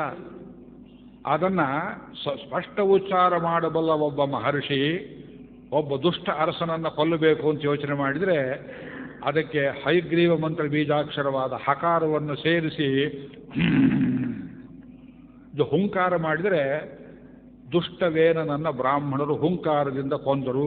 ಭಾಗವತದಲ್ಲಿ, ಶ್ರೀಮದ್ ಭಾಗವತದಲ್ಲಿ ಕಥೆ ಹೇಳಿ ನಾವು ಸ್ವಲ್ಪ ಹೇಳಿ ತೋರಿಸಿದೆ, ನಿಮಗೆ ಭಯವಾಯಿತೋ ಏನೋ. ಇನ್ನಷ್ಟು ಜೋರಾಗಿ ಮಾಡಿ ತೋರಿಸಿದ್ರೆ ಈ ಬಿಲ್ಡಿಂಗ್ ಉದುರುಗಳು ಕೆಳಗೆ, ಕಟ್ಟಡವೇ ಕೆಳಗೆ ಕುಸಿದು ಹೋಗುವಂತಹ ಶಕ್ತಿ ಈ ಬೀಜಾಕ್ಷರಗಳಲ್ಲಿ ಮಂತ್ರಗಳಲ್ಲಿ ಉಂಟು. ಅದನ್ನು ಪ್ರತ್ಯಕ್ಷ ಮಾಡಿಕೊಂಡ ಋಷಿಗಳು ಸಾಮಾನ್ಯರಲ್ಲ. ಆದರೆ ಬೌದ್ಧಿಕವಾಗಿ ಮಾನಸಿಕವಾಗಿ ಲೋಕಕ್ಕೆ ಉಪಕಾರವಾದಂತಹ ಎಷ್ಟೋ ಮಂತ್ರಗಳನ್ನು ಕಂಡು ಹಿಡಿದ್ರು. ನೆನ್ನೆ ಅಗ್ನಿ ಅಂತ ಹೇಳಿದೆ, ಈ ಸಾಂಕೇತಿಕ ಅರ್ಥ ಇದೆ ಅನ್ನೋದಕ್ಕೆ ಒಂದು ಉದಾಹರಣೆ ಕೊಟ್ಟು ಹೋಗ್ತೇನೆ. ಇವತ್ತಿನ ವಿಷಯಕ್ಕೆ ನಾನು ಇನ್ನೂ ಬಂದೇ ಇಲ್ಲ. ಅಗ್ನಿಯನ್ನು ಪ್ರತಿಷ್ಠೆ ಮಾಡಬೇಕಾದ್ರೆ ಮತ್ತೆ ನೆನ್ನೆ ಏನು ಹೇಳಿದೆ ಅಗ್ನಿ ಬಗೆಗೆ, sorry I can't repeat, there is no time. Patience ಇದೆ, ಹೇಳುವುದಕ್ಕೆ ಟೈಮ್ ಇಲ್ಲ. 1.5 ಗಂಟೆಯಲ್ಲೆಲ್ಲ ಮುಗಿಸ್ಬೇಕು, ಅರ್ಧ ಗಂಟೆ ಆಗೋಯ್ತಾಗಲೇ. ಅಗ್ನಿ ಅಂದ್ರೆ ಏನು? The living flame of god with in man. ಒಬ್ಬನು ಪ್ರಾಣ ಬಿಟ್ಟ, ಸತ್ತೇ ಹೋದ ಅಂತ ಹೇಳೋ ಅವಸ್ಥೆಗೂ ಅವನಿನ್ನೂ ಬದುಕಿದ್ದಾನೆ ಅಂತ ಹೇಳುವ ಅವಸ್ಥೆಗೂ ವ್ಯತ್ಯಾಸಕ್ಕೆ ಯಾವುದು ಕಾರಣವೋ ಅದು ಅಗ್ನಿ. ಈವನ್ ಲಿಟ್ರಲಿ ಮನುಷ್ಯ ಬದುಕಿದ್ರೆ ಶರೀರ ಬೆಚ್ಚಗಿರುತ್ತದೆ, ಅಗ್ನಿ ಸಾನ್ನಿಧ್ಯ. ಅಗ್ನಿ ಹೋಯಿತು ಮೊದಲು ಗೊತ್ತಾಗೋದು ಇರುವೆಗಳಿಗೆ. ಡಾಕ್ಟ್ರನ್ನ ಕರೆಸಿ ಇವರು ಬದುಕಿದ್ದಾರೆಯೇ ಹೋಗಿದ್ದಾರೆಯೇ ಅಂತ ನೀವು ಕೇಳುವುದಕ್ಕೆ ಪೂರ್ವದಲ್ಲಿಯೇ ಇರುವೆಗಳು ಸೂಚನೆ ಕೊಡ್ತವೆ, ಇದರಲ್ಲಿ ಏನೂ ಇಲ್ಲ, ನನಗೆ ಆಹಾರವಾಯಿತು. ಇರುವೆಗಳು ಯಾರು ತಿಳಿಸ್ತಾರೆ? ನೋಟಿಸ್ ಬೋರ್ಡ್ ಹಚ್ತಾರೆ. ನೀವೆಷ್ಟು ಕಷ್ಟಪಟ್ಟು ಶರೀರದಲ್ಲಿ ಅಗ್ನಿ ಹೋಯಿತು, ಮುಗಿದೋಯಿತು. ಅಗ್ನಿ ಅಗ್ನೋಪನೋ ಭವತಿ ತ್ಯಗ್ನಿ. ಯಾಸ್ಕರ ಪೂರ್ವದಲ್ಲಿ ಅನೇಕ ಮಹರ್ಷಿಗಳು ಈ ಅಗ್ನಿ ಶಬ್ದ ಹೇಗೆ ಬಂತು, accountability for every word in the Veda as in no other language. ಇಂಗ್ಲೀಷ್ನಲ್ಲಿ, ಫ್ರೆಂಚಲ್ಲಿ, ರಷ್ಯಲ್ಲಿ, ಚೈನೀಸ್, ಯಾವುದೇ ಭಾಷೆಯಲ್ಲಿ ಈ ಶಬ್ದ ಯಾತಕ್ಕೆ ಬಂತು ನಿಮಗೆ ಕಾರಣ ಇಲ್ಲ. ಡ್ಯಾನ್ಯೂಬ್ ನದಿಗೆ ನಿಷ್ಪತ್ತಿ ಹೇಳಿ, ವೋಲ್ಗಾ ನದಿಗೆ ನಿಷ್ಪತ್ತಿ ಹೇಳಿ, ಮಿಸಿಸಿಪಿ ನದಿಗೆ ನಿಷ್ಪತ್ತಿ ಹೇಳಿ, ಏನು ಯಾವನೋ ಎಲ್ಲೋ ಕರೆದ ಬಂದುಬಿಡ್ತು ಹೆಸರು. ಗಂಗಾ, ಯಮುನಾ, ಕಾವೇರಿ, ಸರಸ್ವತಿ ಎಲ್ಲಕ್ಕೆ ನಮ್ಮಲ್ಲಿ ನಿಷ್ಪತ್ತಿ ಇದೆ. ಎಷ್ಟೇ ಸ್ತನಶ್ಯ ಶಯೋಯೋ ಮಯೋ ಭೂ. ಇದು ಸರಸ್ವಂತಮವಸೇಹುವೇಮ ಋಗ್ವೇದ ಮಂತ್ರ. ಯಜುರ್ವೇದದಲ್ಲಿ ಬರುತ್ತೆ. ಸರಸ್ವಾನ್ ಪುಲ್ಲಿಂಗ ದೇವತೆ, ಸರಸ್ವತಿ ಸ್ತ್ರೀಲಿಂಗ ದೇವತೆ. ಸರಸ್ವಂತನಿಗೂ ಸ್ತನ ಉಂಟು ಅಂದರೆ ನೋಡಿ, ದೇವತೆ ಸರಸ್ವತಿಯ ಗಂಡು ರೂಪ, ಸರಸ್ವಂತನ ಸ್ತ್ರೀ ರೂಪ. ನಿಮಗಿದು ಎನಿಗ್ಮ್ಯಾಟಿಕ್ ಅಂತ ಹೇಳ್ತೀವಿ, ನಿಮಗೆ ಅರ್ಥ ಆಗೋದಿಲ್ಲ ಇದು. ಈ ಸರಸ್ವಂತ ಅಂದರೆ ಯಾರು? ಪುಲ್ಲಿಂಗದಲ್ಲಿ ನಮ್ಮ ಬುದುಕ್ ಶಾಂತಿ ಮಂತ್ರದಲ್ಲಿ ಹೇಳ್ತೇವೆ. ಸರಸ್ವತಿ ಬಗೆಗೆ ವಸಿಷ್ಠರು ಕಂಡುಕೊಂಡ ಮಂತ್ರಗಳಲ್ಲಿ ಬರೀ H2O ನೀರನ್ನು ಕಂಡ್ರೆ ಅವರು ಯಾವ ಶಕ್ತಿಯನ್ನು ಕಂಡರು? ಸೃ ಧಾತುವಿಗೆ ಸಂಚರಿಸುವಂತ ಒಂದರ್ಥ.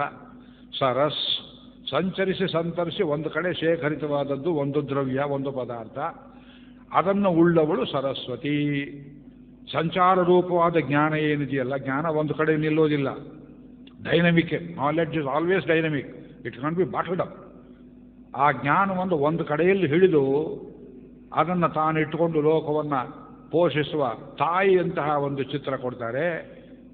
ತಾಯಿಯಾದವಳು ತನ್ನ ಮಗು ಹುಟ್ಟಿದಾಗಲೇ ತನ್ನ ಎದೆಯಲ್ಲಿ ಹಾಲು ತುಂಬಿಕೊಂಡು ಮಗುವಿಗೆ ಕೊಡುವುದಕ್ಕೆ ಸಿದ್ಧಪಡಿಸಿಕೊಂಡಂತೆ ಈ ಸರಸ್ಸನ್ನ ಜೀವನದ ವೈಟಾಲಿಟಿ ಆಫ್ ಲೈಫ್ ಅದನ್ನು ತುಂಬಿಕೊಂಡು ಮಕ್ಕಳಿಗೆ ಕೊಡತಕ್ಕವಳು. ಒಂದು ಕಡೆ ಸಾಹಿತ್ಯ, ಒಂದು ಕಡೆ ಸಂಗೀತ. ರಾಜಶೇಖರ ಅಂತ ಒಬ್ಬ ಸಾಹಿತ್ಯ ಮೀಮಾಂಸಕ ಹೇಳ್ತಾರೆ, ಸಂಗೀತಮಪಿ ಸಾಹಿತ್ಯಂ ಸರಸ್ವತ್ಯಾ ಸ್ತನದ್ವಯಂ. ಸರಸ್ವತಿ 2 ಸ್ತನಗಳು ಅಂತ ಹೇಳ್ತಾರೆ. ಅಶ್ಲೀಲ ಭಾವ ಇರುವಂತಹ ಪಶು ಪ್ರಾಣಿಗಳಿಗೆ ಏನು ಅರ್ಥವಾಗುತ್ತೆ ಇದು?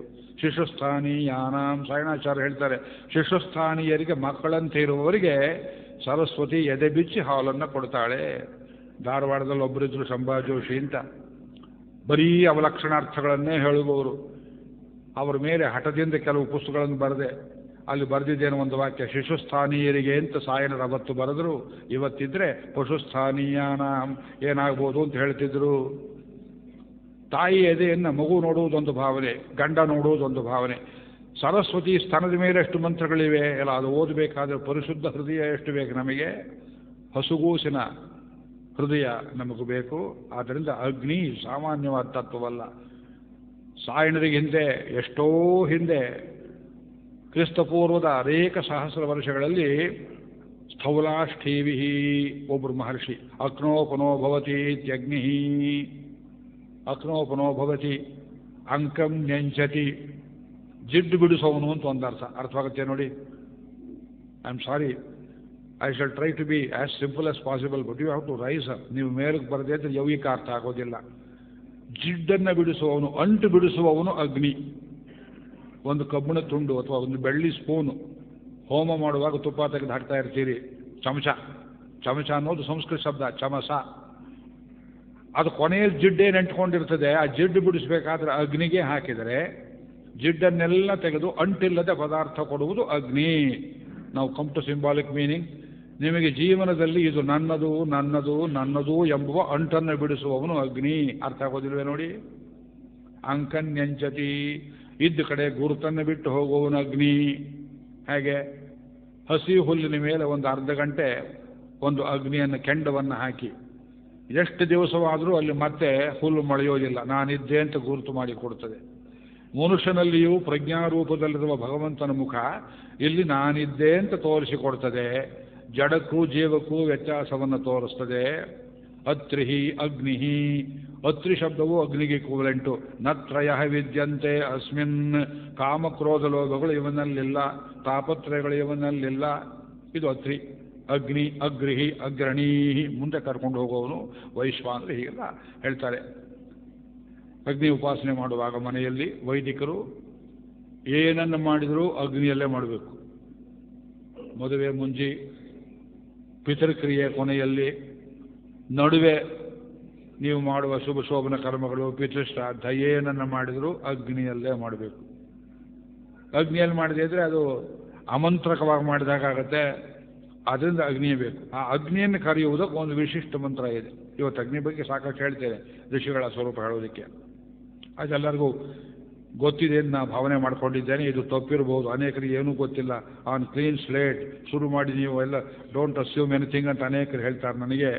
ಚತ್ವಾರಿ ಶೃಂಗಾಃ ತ್ರಯೋ ಅಸ್ಯ ಪಾದಾಃ, ಹೇಳಿದಿರಲ್ಲ, ದ್ವೇಷಿ ಋಷೇ ಸಪ್ತಹಸ್ತಾಸೋ ಅಸ್ಯ ತ್ರಿಧಾ ಬದ್ಧೋ ವೃಷಭೋರೋ ರವೀತಿ ಮಹೋ ದೇವೋ ಮರ್ತ್ಯಾಂ ಆವಿವೇಶ ಏಷ ಹಿ ದೇವ ಪ್ರತಿಶೋನು ಸರ್ವಾಃ ಪೂರ್ವೋ ಹಿ ಜಾತಃ ಸೌಗರ್ಭೇ ಅಂತಃ ಸ ವಿಜಾಯಮಾನಃ ಸ ಜನಿಷ್ಯಮಾಣಃ ಪ್ರತ್ಯಂಗುಖಾಸ್ತಿಷ್ಠತಿ ವಿಶ್ವತೋ ಮುಖಃ ಹೇ ಅಗ್ನೇ ಮಮ ಅಭಿಮುಖೋ ಭವ.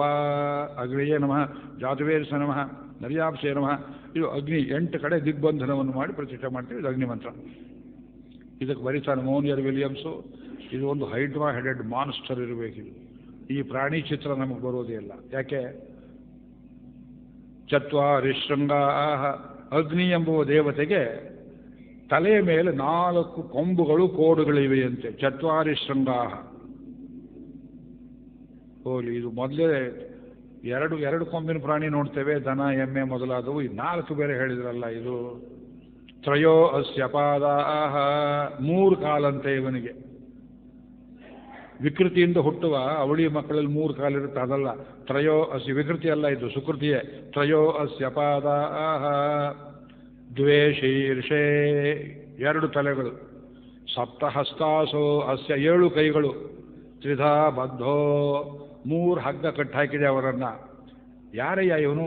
ಮೈನ್ ಶೇಪ್ ಯಾವುದು? ವೃಷಭೋ, ಇದು ದೊಡ್ಡ ಎತ್ತು. ರೋ ರವೀತಿ, ಅಬ್ಬರಸತ್ತೆ. ಎಲ್ಲಿಂದ ಬಂದ ವೃಷಭೋ ರೋ ರವೀತಿ? ಇವನು ಮರ್ತ್ಯ ಶರೀರದಲ್ಲಿ ಆವಿವೇಶ, ಮರ್ತ್ಯ ಶರೀರದಲ್ಲಿ ಹೊಕ್ಕ ಅಮರ್ತ್ಯವಾದ ಶಕ್ತಿ. ಯೇಷ ಹಿ ದೇವ ಪ್ರದಿಶೋನು ಸರ್ವಾಹ. ಒಂದು ಪ್ರಾಣಿ, ಪಶು, ಪಕ್ಷಿ, ಜಡ ಪದಾರ್ಥವನ್ನು ಬಿಡದೆ ಎಲ್ಲರಲ್ಲಿದ್ದಾನೆ. ಪೂರ್ವೋ ಹಿ ಜಾತಃ, ಎಲ್ಲರಿಗೆ ಮುಂಚೆ ಹುಟ್ಟಿದವನು. ಸೌಗರ್ಭೆ ಅಂತಃ, ಪ್ರತಿಯೊಂದು ವಸ್ತುವಿನ ಇನ್ನರ್ಮೋಸ್ಟ್ ಕಾರಿಡಾರ್ಸ್, ಲ್ಯಾಬಿರಿನ್ಸ್ ಅಂತ ಹೇಳ್ತೇವೆ ಇಂಗ್ಲೀಷಲ್ಲಿ. ಗುಲಾಬಿ ಹೂವಿನಲ್ಲಿ ಒಳಗಡೆ ಸುಳಿಯಲ್ಲಿ ಸುಳಿ ಇರ್ತದಲ್ಲ, ಅಲ್ಲಿರುವವನಿ ಅಗ್ನಿ. ಪೂರ್ವೋ ಹಿ ಜಾತ ಸೌಗರ್ಭೆ ಅಂತಃ ಸ ವಿಜಾಯಮಾನ, ಮತ್ತೆ ಮತ್ತೆ ಹುಡ್ತಾ ಇರ್ತಾನೆ. ಸಜನಿಷ್ಯಮಾನ, ಮುಂದೆಯೂ ಬರ್ತಾನೆ. ಹಿ ರಿಕ್ರಿಯೇಟ್ಸ್ ಹಿಮ್ಸೆಲ್ಫ್, ರಿನ್ಯೂಸ್ ಹಿಮ್ಸೆಲ್ಫ್. ಪ್ರತ್ಯಂಗುಖ ತಿಷ್ಠತಿ, ಪರಾಂಗುಖ ಪ್ರತ್ಯಂಗುಖ ಅಂತ ಹೇಳ್ತೇವೆ. ಒಳಗೆ ಇದ್ದುಕೊಂಡು ಹೊರಗಡೆ ಕಾಣಿಸೋದಿಲ್ಲ. ಇವನು ಬಹಳ ದೊಡ್ಡ ದೇವ. ವಿಶ್ವತೋ ಮುಖ, ಎಲ್ಲ ಕಡೆ ಮುಖ ಉಂಟು ಇವನಿಗೆ. ಇರುವುದು 3 ತಲೆ, ತಲೆ ಮೇಲೆ 4 ಕೊಂಬು, ಮುಖ ಮಾತ್ರ ಎಲ್ಲ ಕಡೆ ಇದೆ. ಎಂಥ ಪ್ರಾಣಿ ಇದು? ಅರ್ಥವಾಯ್ತು ನಿಮಗೆ? ದಯವಿಟ್ಟು ಇಲ್ಲ ಅಂತ ಹೇಳಿ, ಇಲ್ಲದ್ರೆ ಮುಂದೆ ಹೋಗೋದಿಲ್ಲ ಉಪನ್ಯಾಸ. ಇದು ಮೊದಲು ಪ್ರತಿನಿತ್ಯ ಹೇಳುವ ಮಂತ್ರ, ಅಗ್ನಿ ಬಂದು ಕೂಡಲೇ ಹೇಳುವ ಮಂತ್ರ. ಎಷ್ಟು ಜನ ಪುರೋಹಿತರಿಗೆ ಅರ್ಥ ಗೊತ್ತಿದೆ ಕೇಳಿ ನೋಡಿ. ತಿಳ್ಕೊಳ್ಬೇಕು ಅನ್ನುವಂಥ ಜಿಜ್ಞಾಸೆಯೂ ಇಲ್ಲ. ಯಾರು ಪ್ರಶ್ನೆ ಕೇಳಿಬಿಟ್ರೆ ನಿಮ್ಮಂಥವರು ಅದೆಲ್ಲ ಅಪರಂ ಪಾರ್ಕಲಾಂ ಇಪ್ಪ ವಾಂಡ, ಈಗ ಬೇಡ, ಸದ್ಯಕ್ಕೆ ಹೋಗಲಿ, ಮುಂದಕ್ಕೆ ಅದು ಅಂತಾರೆ ಅವರು. ವಿವಾಹ ಮಂತ್ರಗಳು ಬರುತ್ತೆ. ಉಪನಯನಕ್ಕೆ ಹೇಳೋ ಮಂತ್ರ ಬೇರೆ, ವಿವಾಹದಲ್ಲಿ ಹೇಳೋ ಮಂತ್ರ ಬೇರೆ, ಲಾಜ್ ಹೋಮದಲ್ಲಿ ಹೇಳೋದು ಬೇರೆ, ಪ್ರವಿಶ್ಯ ಹೋಮದಲ್ಲಿ ಹೇಳೋದು ಬೇರೆ. ಏಕಾಗ್ನಿ ಕಾಂಡ ಅಂತ ಒಂದು ಭಾಗ. ಯಜುರ್ವೇದದಲ್ಲಿ 82 ಪ್ರಶ್ನೆಗಳು, ಅಶೀತಿದ್ವಯ. ಜಾತಿ ಹೇಳ್ತೇವೆ ಅಂದರೆ ಇದು ನೀವು ಉಪಾಸನೆ ಮಾಡಿ. ಶಾಯಣಾಚಾರ್ಯರು ಈ ಮಂತ್ರಕ್ಕೆ 4 ವೇದಗಳಲ್ಲಿ 4 ರೀತಿಯ ಅರ್ಥ ಹೇಳಿದ್ದಾರೆ. ಎಲ್ಲವೂ ಯಾಜ್ಞಿಕ ಅರ್ಥ. ಶಾಯಣಾಚಾರ್ಯರು ತಾವೇ ಕೈಯಿಂದ ಭಾಷ್ಯ ಬರೆದರು. ಅನೇಕ 100 ಪಂಡಿತರನ್ನ ಹರಿಹರ ಬುಕ್ಕದೇವರ ಆಸ್ಥಾನದಲ್ಲಿ ಸೇರಿಸಿಕೊಂಡು the employ whole team of pundits to consolidate these meanings. Harihara ಬುಕ್ಕದೇವರಾಯರು ನಮಗೆ ಮಾಡಿಕೊಟ್ಟು ದೊಡ್ಡ ಉಪಕಾರ. ಅವರು ಕುರುಬರು ನೋಡಿ, ಅವರೂ ಕುರುಬರು. ಎಷ್ಟು ಒಳ್ಳೆ ಕೆಲಸ ಮಾಡಿದರು ದೇಶಕ್ಕೆ. ವೇದವನ್ನು ಸಂರಕ್ಷಿಸಿದರು, ವೇದವನ್ನು ಕೊಲ್ಲಲಿಲ್ಲ, ಹಾಳು ಮಾಡಲಿಲ್ಲ. ವಿದ್ಯಾರಣ್ಯರು ಮಾರ್ಗದರ್ಶನವನ್ನು ಕೊಟ್ಟರು. ಅವರು ಮುನಿಗಳಾಗಿದ್ದರು, ಅಗಸ್ತ್ಯರ ಪರಂಪರೆಗೆ ಸೇರಿದವರು ವಿದ್ಯಾರಣ್ಯರು. He did not shun politics, not did he shun social service. ಮುಂದುಗಡೆ ದಾರಿಯನ್ನು ತೋರಿಸಿದರು. ಪರಂಪರೆಯಿಂದ ಶ್ರೋತ್ರಿಯರಲ್ಲಿ ಕಿವಿಯಿಂದ ಕಿವಿಗೆ ಮಾತ್ರ ಕೇಳುವ ಅರ್ಥಗಳನ್ನೆಲ್ಲ ಕ್ರೋಢೀಕರಿಸಿ ಚತುರ್ವೇದಗಳಿಗೆ ಭಾಷ್ಯ ಫಾರ್ ದಿ ಫಸ್ಟ್ ಟೈಮ್ ಶಾಯಣಾಚಾರ್ಯರು ನಮಗೆ ರಚನೆ ಮಾಡಿಕೊಟ್ರು. ಯಾಜ್ಞಿಕ ಅರ್ಥ ವಿಶೇಷವಾಗಿ ಹೇಳಿದರು. ನೀವಿನ್ನೂ ಮುಂದಕ್ಕೆ ಹೋಗಬೇಕು. ಮಹರ್ಷಿ ಅರವಿಂದರು ಆಂಧವೇದ ಅನ್ನೋ ಗ್ರಂಥವನ್ನು ಬರೆದಿದ್ದಾರೆ. ಸ್ವಲ್ಪ ನೀವು ಉಪಾಸನಾ ಮಾರ್ಗದಲ್ಲಿಲ್ಲದೆ ನಮ್ಗೆ ಗೊತ್ತಾಗುತ್ತೆ. ಒಳಗಿರುವ ಭಗವಂತನ ಪ್ರಜ್ಞಾ ಸಂರಕ್ಷಕ ಮುಖ ಇದೆಯಲ್ಲ, ಈ ಜೀವಾತ್ಮ ಅಲ್ಲ. ಜೀವಾತ್ಮನಿಗೆ ಪ್ರಜ್ಞೆಯನ್ನು ಕೊಟ್ಟು ಸರ್ವದಾ ಅವನನ್ನು ಸರಿ ತಪ್ಪು, ಇದು ಒಳ್ಳೆಯ ದಾರಿ, ಇದು ಕೆಟ್ಟ ದಾರಿ ಅಂತ ತೋರಿಸ್ತಕ್ಕಂಥ ಈ ಸಂಕರ್ಷಣ ಮೂರ್ತಿಯ ಮುಖ ಏನಿದೆಯೋ, ಆಗಮದಲ್ಲಿ ಸಂಕರ್ಷಣ ಅಂತಾರೆ. ಆಗಮ ವೇದ, ಇದು ನಿಗಮ, ಅದು ಆಗಮ. ಇಲ್ಲಿಂದ ಹೋದ ಜ್ಞಾನ, ಅಲ್ಲಿಂದ ಬಂದ ಜ್ಞಾನ. ಇದು ಮತ್ತೆ ಕನ್ಫ್ಯೂಸ್ ಮಾಡೋದಿಲ್ಲ. ಆಗಮದ ವಿಷಯ ಭಾಳ ಹೇಳೋಕೆ ಹೋಗೋದಿಲ್ಲ ಇವತ್ತು ನಾನು. ಜಾಗೃತಿ, ಸ್ವಪ್ನ, ಸುಷುಪ್ತಿ ಇದನ್ನು ಅವರು ಅನಲೈಸ್ ಮಾಡಿರೋ ರೀತಿ ಬೇರೆ. ಇದರಲ್ಲಿ ನೋಡುವಾಗ ಭಗವಂತನ ಪ್ರಜ್ಞಾ ಮುಖಕ್ಕೆ 4 ಶೃಂಗಾಹ, ಕೊಂಬು ಅಂದರೆ ಅಭಿಮಾನ ಸ್ಥಾನ. ದನಗಳಿಗೆ ಕೊಂಬಿದ್ದರೆ ಹೆಮ್ಮೆ ಉಂಟು, ಕೊಂಬಿಲ್ಲದೆ ಇದ್ದರೆ, ಕೊಂಬು ಮುರಿದಿದ್ರೆ ಆ ದನಗಳಿಗೆ ಹೆಮ್ಮೆ ಇರುವುದಿಲ್ಲ. ಎಮ್ಮೆ ಅಲ್ಲ, ಹೆಮ್ಮೆ, ಅಭಿಮಾನ, ಪ್ರೈಡ್. ಕೇಳಿದಿರಲ್ಲ? ಇದು ಅಲ್ಪ ಪ್ರಾಣ ಮಹಾಪ್ರಾಣ ಗೊತ್ತಿಲ್ಲದೆ ಇದ್ದವ್ರು ನಮ್ಮ ಪ್ರಾಣ ತೆಗೆದು ಬಿಡ್ತಾರೆ. ಇದು ವೇದದಲ್ಲಿ ಏನು ಅರ್ಥ ಆಗೋದಿಲ್ಲ. ಇದು ಮುಟ್ಟಿದ ಕಡೆಯೆಲ್ಲ ಕವಲ್ಯಾಕೆ ಹೊಡೆಯುತ್ತೆ ಅಂದರೆ ಅಷ್ಟು ವಿಷಯ ಇದೆ. ನಮ್ಮ ಯಜುರ್ವೇದದಲ್ಲಿ ಗವಾಮಯನ ಅಂತ ಒಂದು ಯಾಗ, ಗವಾಮ್ ಅಯನ, ಗೋವುಗಳು ಒಂದು ಯಾಗ ಮಾಡಿದವಂತೆ. ಏನಂತ ಯಾಗ ಮಾಡಿದವು? ಶೃಂಗಾಡಿನೋ ಜಾಯಂತ ಇತಿ ಕಾಮೇನ, ತಲೆಯಲ್ಲಿ ಕೊಂಬು ಉಂಟಾಗಬೇಕು ಅಂತ ಗೋವುಗಳು ತಪಸ್ಸು ಮಾಡಿದವು. 12 ತಿಂಗಳು ವರ್ಷ ಪೂರ್ತಿ ಯಾಗ ಮಾಡಿದ ಗೋವುಗಳಿಗೆ ತಲೆಯಲ್ಲಿ ಕೊಂಬು ಉಂಟಾದವು. 10 ತಿಂಗಳು ಹೋಮ ಮಾಡಿದ ಗೋವುಗಳಿಗೆ ಕೊಂಬು ಬರಲಿಲ್ಲ. ಆದರೆ ಅಭಿಮಾನ ಮತ್ತೊಂದು ರೀತಿಯಲ್ಲಿ ಬಂತು. ಈ ಮರ್ಮವನ್ನು ಯಾವನು ತಿಳಿದುಕೊಳ್ತೇನೆಯೋ ಪದೇನ ಖಲು ವಾಯಂತಿ, ಸಂಸಾರ ಸಮುದ್ರವನ್ನು ಕಾಲಿನಿಂದಲೇ ಅವನು ದಾಟಿ ಬಿಡ್ತಾನೆ. ಗೋವುಗಳಲ್ಲಿ 2 ಬಗೆ. ಒಗಟೆ ಕನಕದಾಸರ ಮುಂಡಿಗೆ ಧಗೆ ಅಂತ ತಿಳಿಯುತ್ತೆ ನಿಮಗೆ. ಇದು ವೇದ ಸಂಸ್ಕೃತಿ ಪರಿಚಯ 3ನೇ ಸಂಪುಟದಲ್ಲಿ ಗೋವುಗಳು, ಗವಾಮಯನ ಇದನ್ನು ಕುರಿತು ಬರೆದಿದ್ದೇನೆ. There is so much to think about. ಏನು ಮಾಡರ್ನ್ ಪೊಯಿಟ್ರಿ, ಟೇಲ್ಸ್ ಎಲಿಯಟ್, W.B. ಯೇಟ್ಸು ಇವ್ರ ಮುಂದೆ, ವೇದದ ಮುಂದೆ ಯಾವ ಮಹರ್ಷಿಗಳೂ ಇಲ್ಲ. ಶ್ರೇಯಸ್ ಸತೀ ತಾವು ಮೇ ಪುಂಸಾಹು ಪಶ್ಯದ ಕ್ಷಣ್ವಾನ್ನ ವಿಚೇದದಂಧ. ಮಳೆ ಕರೆಯುವುದಕ್ಕೆ ಮೋಡ ಸೇರಿದೆ ಆಕಾಶದಲ್ಲಿ, ಕಪ್ಪು ತುಂಬಿಕೊಂಡಿದೆ ತನ್ನಲ್ಲಿ. ಒಬ್ಬ ಮಹರ್ಷಿ ಕೇಳ್ಕೊಳ್ತಾರೆ, ಶ್ರೇಯಸ್ ಸತೀ, ಆ ಮೇಘವನ್ನು, ಮಳೆ ಸುರಿಸುವುದಕ್ಕೆ ಸಿದ್ಧವಾಗಿರುವ ಮೇಘವನ್ನು ಇದು ಸ್ತ್ರೀ ಅಥವಾ ತಾಯಿ ಅನ್ನೋ ಭಾವನೆಯನ್ನು ನೋಡಬೇಕು, ಅದನ್ನು ಗಂಡಸು ರೇತಸ್ಸಿಂಚನ ಮಾಡುವಂತಹ ಪುರುಷ ಅಂತ ನೋಡಬೇಕು. ಶ್ರೇಯಸ್ ಸತೀ ತಾವು ಮೇ ಪುಂಸಾಹು, ಇದು ಗಂಡೆ ಹೆಣ್ಣೆ. ಪಶ್ಚಿಮದವರು ಗ್ರೈಸ್ವಾಲ್ಡ್ ಮಹಾಶಯ ಮೊದಲಾದವರು ವೇದ ಭಾಷಾಂತರ ಕೈ ಹಾಕಿದವರು ಇದೇನು ಹುಚ್ಚು ಪ್ರಶ್ನೆ ಇದು, ತಲೆ ಕೆಟ್ಟವರು ಯಾರೋ ಬರೆದಿರಬೇಕು. ಮಳೆ ಕರೆಯೋ ಮೇಘವನ್ನು ಹೆಣ್ಣು ಗಂಡು ಅಂತ ಹೇಳ್ತಾರೆ. ಇವತ್ತಿನ್ನೂ ಅದಕ್ಕಿಂತ ಹೆಚ್ಚು ಅರಿಮ್ಯಾಟಿಕ್ ಮಂತ್ರ ಕೊಡ್ತೇನೆ. ಗಂಡೆ ಹೆಣ್ಣೆ ಅಂದರೆ ಉತ್ತರ ಹೇಳಲಿಲ್ಲ, ಮಹರ್ಷಿ ಹೇಳಿಬಿಟ್ರು. ಪಶ್ಯದ ಕ್ಷಣ್ವಾನ್, ಕಣ್ಣಿದ್ದವನು ಕಾಣಿಸುತ್ತೆ, ನ ವಿಚೇತದ ಅಂಧ, ಕುರುಡನಾಗಿದ್ದವನು ಗೊತ್ತಾಗೋದಿಲ್ಲ ಅಂದರು. ಅಂದರೆ ಮಾತೃತ್ವ ಪಿತೃತ್ವ ಎರಡೂ ಲಕ್ಷಣಗಳನ್ನು ಮೇಘದಲ್ಲಿ ನೀವು ಕಾಣಬಹುದು. ತಾಯಿ ಮಗುವಿಗೆ ಹಾಲು ಕೊಡುವಂತೆ ಮಳೆ ಅನ್ನೋದನ್ನು ಹಾಲು ಅಂತ ನೋಡಿದರೆ ಅದು ತಾಯಿ ಕೆಲಸ, ವಾತ್ಸಲ್ಯ, ಶಕೆಯದ ಕಡೆ ಎಳೆದು ಬರುತ್ತೆ.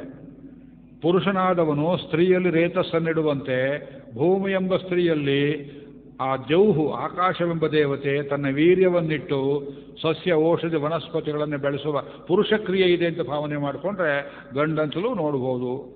ಇದು ಹೆಣ್ಣು ಆಗ್ಬೋದು, ಗಂಡು ಆಗ್ಬೋದು. ಅಶ್ಲೀಲ ಮನಸ್ಕರು ಇದನ್ನು ತಪ್ಪು ತಿಳ್ಕೊಳ್ತಾರೆ. ವೇದದಲ್ಲಿ ಅನೇಕ ಮಂತ್ರಗಳು ಹೀಗೆ, ಎಲ್ಲ ಋಗ್ವೇದನ ಹೇಳಿದ್ದು. ಇದು ಯಜುರ್ವೇದದಲ್ಲಿ ಈಗ ನಾನು ಹೇಳಿದ ಸ್ವರ ಯಜುರ್ವೇದದ ಸ್ವರ. ಇಂಥದ್ದು ನೂರಾರು ಉದಾಹರಣೆಗಳು. ಆದ್ದರಿಂದ ಅಗ್ನಿ ಎಂಬ ಪ್ರಜ್ಞಾರಕ್ಷಕನಾದ ಭಗವಂತನಿಗೆ ಈ ಚತುರ್ವೇದಗಳೆಂಬುವು 4 ಕೊಂಬುಗಳು. ಕೊಂಬಿದ್ದ ಹಾಗೆ ಋಗ್ಯಜು ಸಾಮ ಅಥರ್ವ 4 ವೇದಗಳು ಅಭಿಮಾನ ಸ್ಥಾನಗಳು. ಚತ್ವಾರಿ ಶೃಂಗಾಹ ತ್ರಯೋ ಅಸ್ಯ ಪಾದಾಹ, 3 ಕಾಲ ಆಟಕ್ಕೆ ಭೂತ ಭವಿಷ್ಯದ್ ವರ್ತಮಾನ 3 ಕಾಲದಲ್ಲಿ ನಿಂತುಕೊಳ್ತಾನೆ. ದ್ವೇಷೀರ್ಷೆ, ಹಿಂದೂ ಮುಂದೂ ನೋಡುವ ಪ್ರಜ್ಞೆ. ಆ ಪ್ರಜ್ಞಾರಕ್ಷಕ ಭಗವಂತನಿಗಿಲ್ದಿದ್ರೆ ಹೇಗಾಗತ್ತೆ? ಪ್ರೋಸ್ ಅಂಡ್ ಕಾನ್ಸ್ ಅಂತ ಹೇಳ್ತಾರೆ ಲ್ಯಾಟಿನ್ ಭಾಷೆಯಲ್ಲಿ. ಏನು ಮಾಡಿದರೆ ಏನಾಗ್ತದೆ, ಏನು ಕೂತ್ರೆ ಏನು ಚಿಂತನೆ ಮಾಡಿದರೆ ಏನಾಗುತ್ತೆ? ಜಗತ್ತಿಗೆ ಅನುಸ್ಯೂತತೆ, ಕಂಟಿನ್ಯೂಟಿ ಇದೆ. ಕಾಲ ಎಂಬುದು it's not A mere agent of collection of people together. It's not A city bus. City bus ಜನ ಹತ್ಕೊಳ್ತಾರೆ, ಜನ ಇಳಿತಾರೆ. ಕಾಲ ಅನ್ನುವುದು it does not assemble people in an artificial ad hoc manner. ಇದು ಒಂದರಿಂದ ಇನ್ನೊಕ್ಕೆ ಒಂದು ಕಂಟಿನ್ಯೂಟಿ. ಕಂಟಿನ್ಯೂಟಿ ಅಂದರೆ ಪರ್ಪಸ್ ಇದೆ, ಡೈರೆಕ್ಷನ್ ಇದೆ. ಫಿಸಿಕ್ಸಲ್ಲಿ ವೆಕ್ಟರ್ ಅಂತ ಕರೀತಾರೆ. ಓಡುವ ಕಲ್ಲಿಗೆ ಒಂದು ಚೆಂಡು ಎಸೆದರೆ ಅದಕ್ಕೆ ದಿಕ್ಕಿರ್ತದೆ, ಅದಕ್ಕೆ ಶಕ್ತಿ ಇರ್ತದೆ. ಆ ರೀತಿ ಕಾಲನಿಗೆ ಶಕ್ತಿ ಉಂಟು. ಅದನ್ನು ತಿಳಿಸಿಕೊಡುವುದು ಇದಕ್ಕೆ ಈ ಪ್ರಜ್ಞಾ ಸ್ವರೂಪದ ಭಗವಂತನಿಗೆ. ದ್ವೇಷೀರ್ಷೆ ಸಪ್ತಹಸ್ತಾಸು, ಅಸ್ಯ ಕೈಯನ್ನು 7 ಕಡೆ ಆಡಿಸ್ತಾನೆ. ಭೂಹು ಅಲ್ಲಿಂದ ಹಿಡಿದು ಜನಃ ತಪಃ ಓಂ ಸತ್ಯಂ, ಆ 7 ಲೋಕದವರೆಗೆ ಕೈಯಾಡಿಸಬಲ್ಲ ಇವನು. ಅಗ್ನಿಯನ್ನು ನೋಡಿಕೊಂಡ್ರೆ ನಿಮ್ಮನ್ನು ದೇವತೆಗೆ ಮುಟ್ಟಿಸ್ತಾನೆ. ಯಾವ ದೇವಲೋಕಕ್ಕೆ ಬೇಕಾದ ಹಸ್ತಾಸು ಅಸ್ಯ ತ್ರಿಧಾ ಬದ್ಧೋ, ಶರೀರದಲ್ಲಿ ಕಟ್ಟಿ ಹಾಕಿಬಿಟ್ಟಿದ್ದಾರೆ ಅವನನ್ನು. 3 ಹಗ್ಗ ಯಾವುದು? ಸತ್ವ ರಜಸ್ಸು ತಮಸ್ಸು ಎಂಬ ಗುಣಗಳು. ಇದು ವೃಷಭ, ಅಡಿಸುವುದಕ್ಕಾಗೋದು. ವೃಷಭ ಅಂದರೆ ಶ್ರೇಷ್ಠವಾಚಿ. ಒಬ್ಬ ಮನುಷ್ಯನನ್ನು ಶ್ರೇಷ್ಠ ಅಂತ ಹೇಳಬೇಕಾದ್ರೆ ಪುರುಷ ಋಷಭ ಅಂತ ಹೇಳ್ತಾರೆ. ಪುರುಷರಲ್ಲಿ ಋಷಭ, ಮನುಷ್ಯರಲ್ಲಿ ದನದಂತಿರುವವನು ಅಂತ ಅರ್ಥವಲ್ಲ. ಇದು ಇಂಗ್ಲೀಷ್ ಭಾಷೆಯಲ್ಲಿ ಹೇಳಿದ್ರೆ ಬಹಳ ಕಷ್ಟ. ರಾಮಕೃಷ್ಣ ಪರಮಹಂಸರು ಒಬ್ಬ ಹೇಳಿದ, ರಾಮಕೃಷ್ಣ ದಿ ಗ್ರೇಟ್ ಗೂಸ್ ಅಂತ. ಪರಮಹಂಸ ಅನ್ನೋದಕ್ಕೆ ಸಂಸ್ಕಾರ ಇಲ್ಲದೆ ಇದ್ದವನು ಏನು ಬೇಕಾದ ಅಪಾರ್ಥವನ್ನು ಮಾಡ್ಬೋದು. ಗ್ರೇಟ್ ಗೂಸ್ ಅಂತ ಮಾಡಿದರೆ ಏನು ಮಾಡ್ತೀರಿ ಹೇಳಿ? ಇದನ್ನು ಗ್ರೇಟ್ ಈಡಿಯಟ್ ಅನ್ಬೇಕಂತ ಅವ್ರಿಗೆ ಅಷ್ಟೇ. ಅದು ತ್ರಿಧಾ ಬದ್ಧೋ ವೃಷಭೋ ರೋರವೀತಿ ಅಬ್ಬರಿಸ್ತಾರೆ. ನೀವು ತಪ್ಪು ಮಾಡಿದಾಗಲೆಲ್ಲ ನಿಮ್ಮನ್ನು ಎಚ್ಚರಿಸ್ತಾನೆ. No no, that is not what you want to do. ಒಂದು ಶಬ್ದ ಹೇಳಬೇಕಾದ್ರೆ ಆ ಶಬ್ದ ಆಡುವ ನಾಲಿಗೆ, ಹೃದಯ, ಕಂಠದ ಒಳಗಡೆ 100 ಶಬ್ದಗಳು ನನ್ನ ಬಾಯಲ್ಲಿ ಬಂದಿರುತ್ತವೆ. 99 R rejected, only 1 is used at A time. ಇದೇ ಉಪಯೋಗ ಮಾಡು, ಇದಲ್ಲ ಇದಲ್ಲ ಇದಲ್ಲ. ಆ ಸಂಯಮನ ಇದೆಯಲ್ಲ. ವೃಷಭೋರೋರವೀತಿ ಮಹೋ ದೇವೋ, ಇದು ಮರ್ತ್ಯ ಶಕ್ತಿ ಅಲ್ಲ, ಇದು ದೇವಶಕ್ತಿ. ಮರ್ತ್ಯಾವಿವೇಶ, ಇವತ್ತಿದ್ದು ನಾಳೆ ಸುಟ್ಟು ಹೋಗುವ ಮಣ್ಣಾಗುವ ಶರೀರದಲ್ಲಿ ಅದು ಬಂದು ಸೇರಿಕೊಂಡಿದೆ ಭಗವಂತನ ಕೃಪೆಯಿಂದ ಅನುಪ್ರವೇಶ. ಯೇಷ ಹಿ ದೇವೋ ಪ್ರದಿಶೋನು ಸರ್ವ ಪೂರ್ವೋ ಹಿ ಜಾತಃ. ಶರೀರ ಉಂಟು ಮಾಡುವಾಗಲೇ ತಾಯಿ ಗರ್ಭದಲ್ಲಿ ಮಗು ಅಂಕುರವಾಗಲೇ ಪ್ರಜ್ಞೆ ಹಾಕಿರ್ತಾನೆ ಭಗವಂತ. ಡಾಕ್ಟ್ರ್ ಏನಾರು ಹೇಳ್ಕೊಳ್ಳಿ, ಅದು 5ನೇ ತಿಂಗಳಲ್ಲೋ 7ನೇ ತಿಂಗಳಲ್ಲೋ ಪ್ರಜ್ಞೆ ಬರುತ್ತೆ ಅಂತ. ಅವರ ಹೆಸರು ನೀವು ಕೇಳಿರ್ಬೋದು, ನಾ ಹೇಳೋದಿಲ್ಲ. ನನ್ನ ಜೊತೆಯಲ್ಲಿ ಓದಿದವರು, ನಮ್ಮ ಕಾಲೇಜಲ್ಲಿ ಜೊತೆಯಲ್ಲಿ ಮೇಷ್ಟ್ರಾಗಿದ್ದವರು, ಒಂದು ಕಡೆ ನಿಂತ್ಕೊಂಡವರಲ್ಲ. ಏನೋ ಒಂದು ಮಾತು ಬಂತು, ನಾನು ವೈದಿಕ ಪ್ರಜ್ಞೆ ಅಂತ ಕೆಲವು ಮಾತನಾಡುವಾಗ ಅವ್ರು ಹೇಳಿದರು, ಗಂಡು ಹೆಣ್ಣು ಪರಸ್ಪರ ಸೇರುವಾಗ ಈ ನಾಗಸ್ವರ ಓದದೇ ಇದ್ರೆ, ಮಂತ್ರ ಹೇಳದೇ ಇದ್ರೆ ಪ್ರಜನನ ಕ್ರಿಯೆ ನಡೆಯೋದೇ ಇಲ್ಲವೇ ಅಂತ ಕೇಳಿದರು. ಇದಕ್ಕೆಲ್ಲ ₹1,00,000 ಖರ್ಚು ಮಾಡಬೇಕೆ?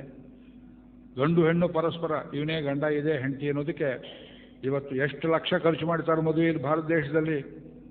ಖರ್ಚು ಮಾಡಿದ್ದಲ್ಲ, ಫಸ್ಟ್ ನೈಟ್ ಅಂತ ಇಂಗ್ಲೀಷಲ್ಲಿ ಹೇಳುವಂಥ ಅವ್ಯವಹಾರ ಒಂದು ಬಂದಿದೆಯಲ್ಲ, ಅದು ಪರಸ್ಪರ ಕೂಡುವಾಗ ಅದಕ್ಕೆ ಮಂತ್ರಗಳಿವೆ, ಗರ್ಭಾಧಾನ ಮಂತ್ರಗಳಿವೆ.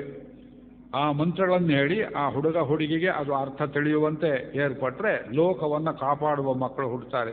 ಮೊದಲನೇ ಸಂಸ್ಕಾರ ಅದೇ ಗರ್ಭಾಧಾನ ಕ್ರಿಯೆ, ಮುಂದೆ ಹುಟ್ಟುವ ಮಗುವಿಗೆ. ಇಲ್ಲಿ ಆಶ್ಚರ್ಯವೇನು ತಾವು ಯೋಚನೆ ಮಾಡಿ, ನಿಮಗೆಲ್ಲ ಗೊತ್ತಿರೋದೇ. But you may not have concentrated your thought on this. ಒಂದು ಬಿಂದು ಶುಕ್ಲ, ಒಂದು ಬಿಂದು ಶೋಣಿತ, ಇದು ಪರಸ್ಪರ ಸೇರುವಾಗ ಎಷ್ಟು ಸಣ್ಣ ಪದಾರ್ಥ ಎಂಬ್ರಿಯೋ ಅಂತ ಹೇಳ್ತೀರಿ, ಅದರಲ್ಲಿಯೇ ಮುಂದೆ ಬರುವ ಮಗುವಿಗೆ ಕಣ್ಣು, ಮೂಗು, ತಲೆಯಲ್ಲಿ ಬ್ರೈನು, ಹೊಕ್ಕಳು, ನಾಭಿ, ಕೈ, ಕಾಲು ಎಲ್ಲ ಪದಾರ್ಥಗಳನ್ನು ಸೂಕ್ಷ್ಮದಲ್ಲಿ ಹಾಕಿ ಮುಂದೆ ಹುಟ್ಟುವ ಮಗುವಿನ ರೂಪ ಅಥವಾ ಕುರೂಪ, ಅದರ ವಿಕೃತಿ, ಅದರ ಬುದ್ಧಿ, ಅದರ ಸಂಸ್ಕೃತಿ, ಇದನ್ನೆಲ್ಲ ಪ್ಯಾಕ್ ಮಾಡಿ ಒಳ್ಳೆಗೆ ಕೊಟ್ಟಿದ್ದಾನಲ್ಲ ಭಗವಂತ. ಇದು ಎಂಥ ಚಾತುರ್ಯ ಇದು.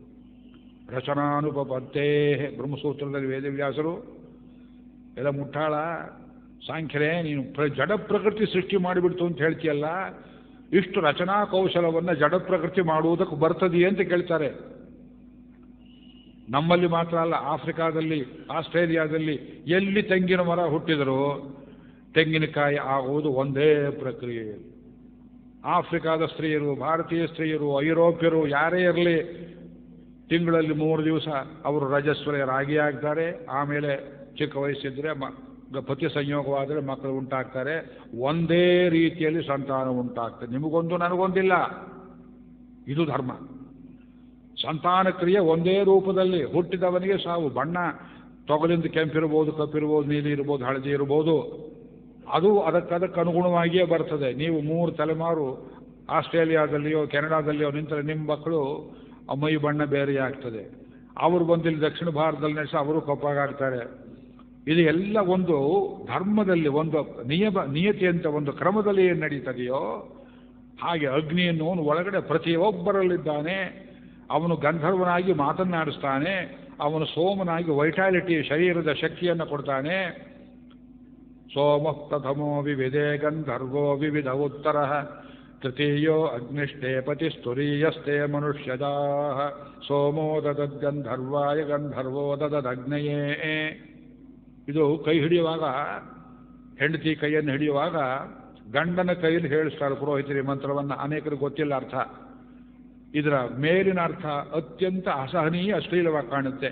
ಅಯ್ಯ, ಕೈ ಹಿಡಿಯುವ ಗಂಡನೇ, ನೀನು ನಿನ್ನ ಹೆಂಡತಿಗೆ 4ನೇ ಗಂಡ, ಹೇಳು ನೀನೇ ಅವಳನ್ನು ಅಂತ ಹೇಳಿಸೋ ಮಂತ್ರ ಇದು. ಏನು 4ನೇ ಗಂಡ ಅಂತ ವೇದದಲ್ಲಿ ಹೇಳ್ತಾರೆ ಅಂದರೆ ಇದು ಮಾಡಿಸ್ಕೊಂಬಂದ್ರೆ ಹೇಳಬೇಕಾಗತ್ತೆ ಅರ್ಥ. ಬರೀ ಶುದ್ಧಿ ಇದ್ದವ್ರಿಗೆ ಗೊತ್ತಾಗೋದಿಲ್ಲ. ಈ ಪ್ರಕ್ರಿಯೆ, ಜನನ ಕ್ರಿಯೆ ಹೇಗಿರ್ತದೆ, ಒಂದು ಹೆಣ್ಣು ಮಗು ತಾಯಿಯ ಹುಟ್ಟೆಯಲ್ಲಿ ಗರ್ಭಾನುಕೂಲವಾಗಿ ಅದು ಹೊರಗೆ ಬಂದ ನಂತರ ತಾಯಿ ಎದೆಯನ್ನೇ ನಂಬಿರುತ್ತೆ. ಕಣ್ಣಿಲ್ಲ, ನೋಡೋ ಶಕ್ತಿ ಇಲ್ಲ, ಜೀರ್ಣ ಶಕ್ತಿ ಇಲ್ಲ, ತಾಯಿನೇ ಊಡಿಸ್ಬೇಕು. ಕೈ ಕಾಲು ಇನ್ನೂ ಕಂಟ್ರೋಲ್ ಇಲ್ಲ.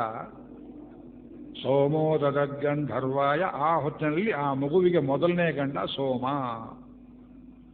ಸೋಮ ಅಂದರೆ ಶರೀರದಲ್ಲಿ ರಸರೂಪವಾಗಿ ಪ್ರವಹಿಸುವ ಈ ವೈಟಾಲಿಟಿ. ಇಂಗ್ಲೀಷಲ್ಲಿ ಹೇಳಿದ್ರೆ ಅರ್ಥ ಆಗುತ್ತೆ.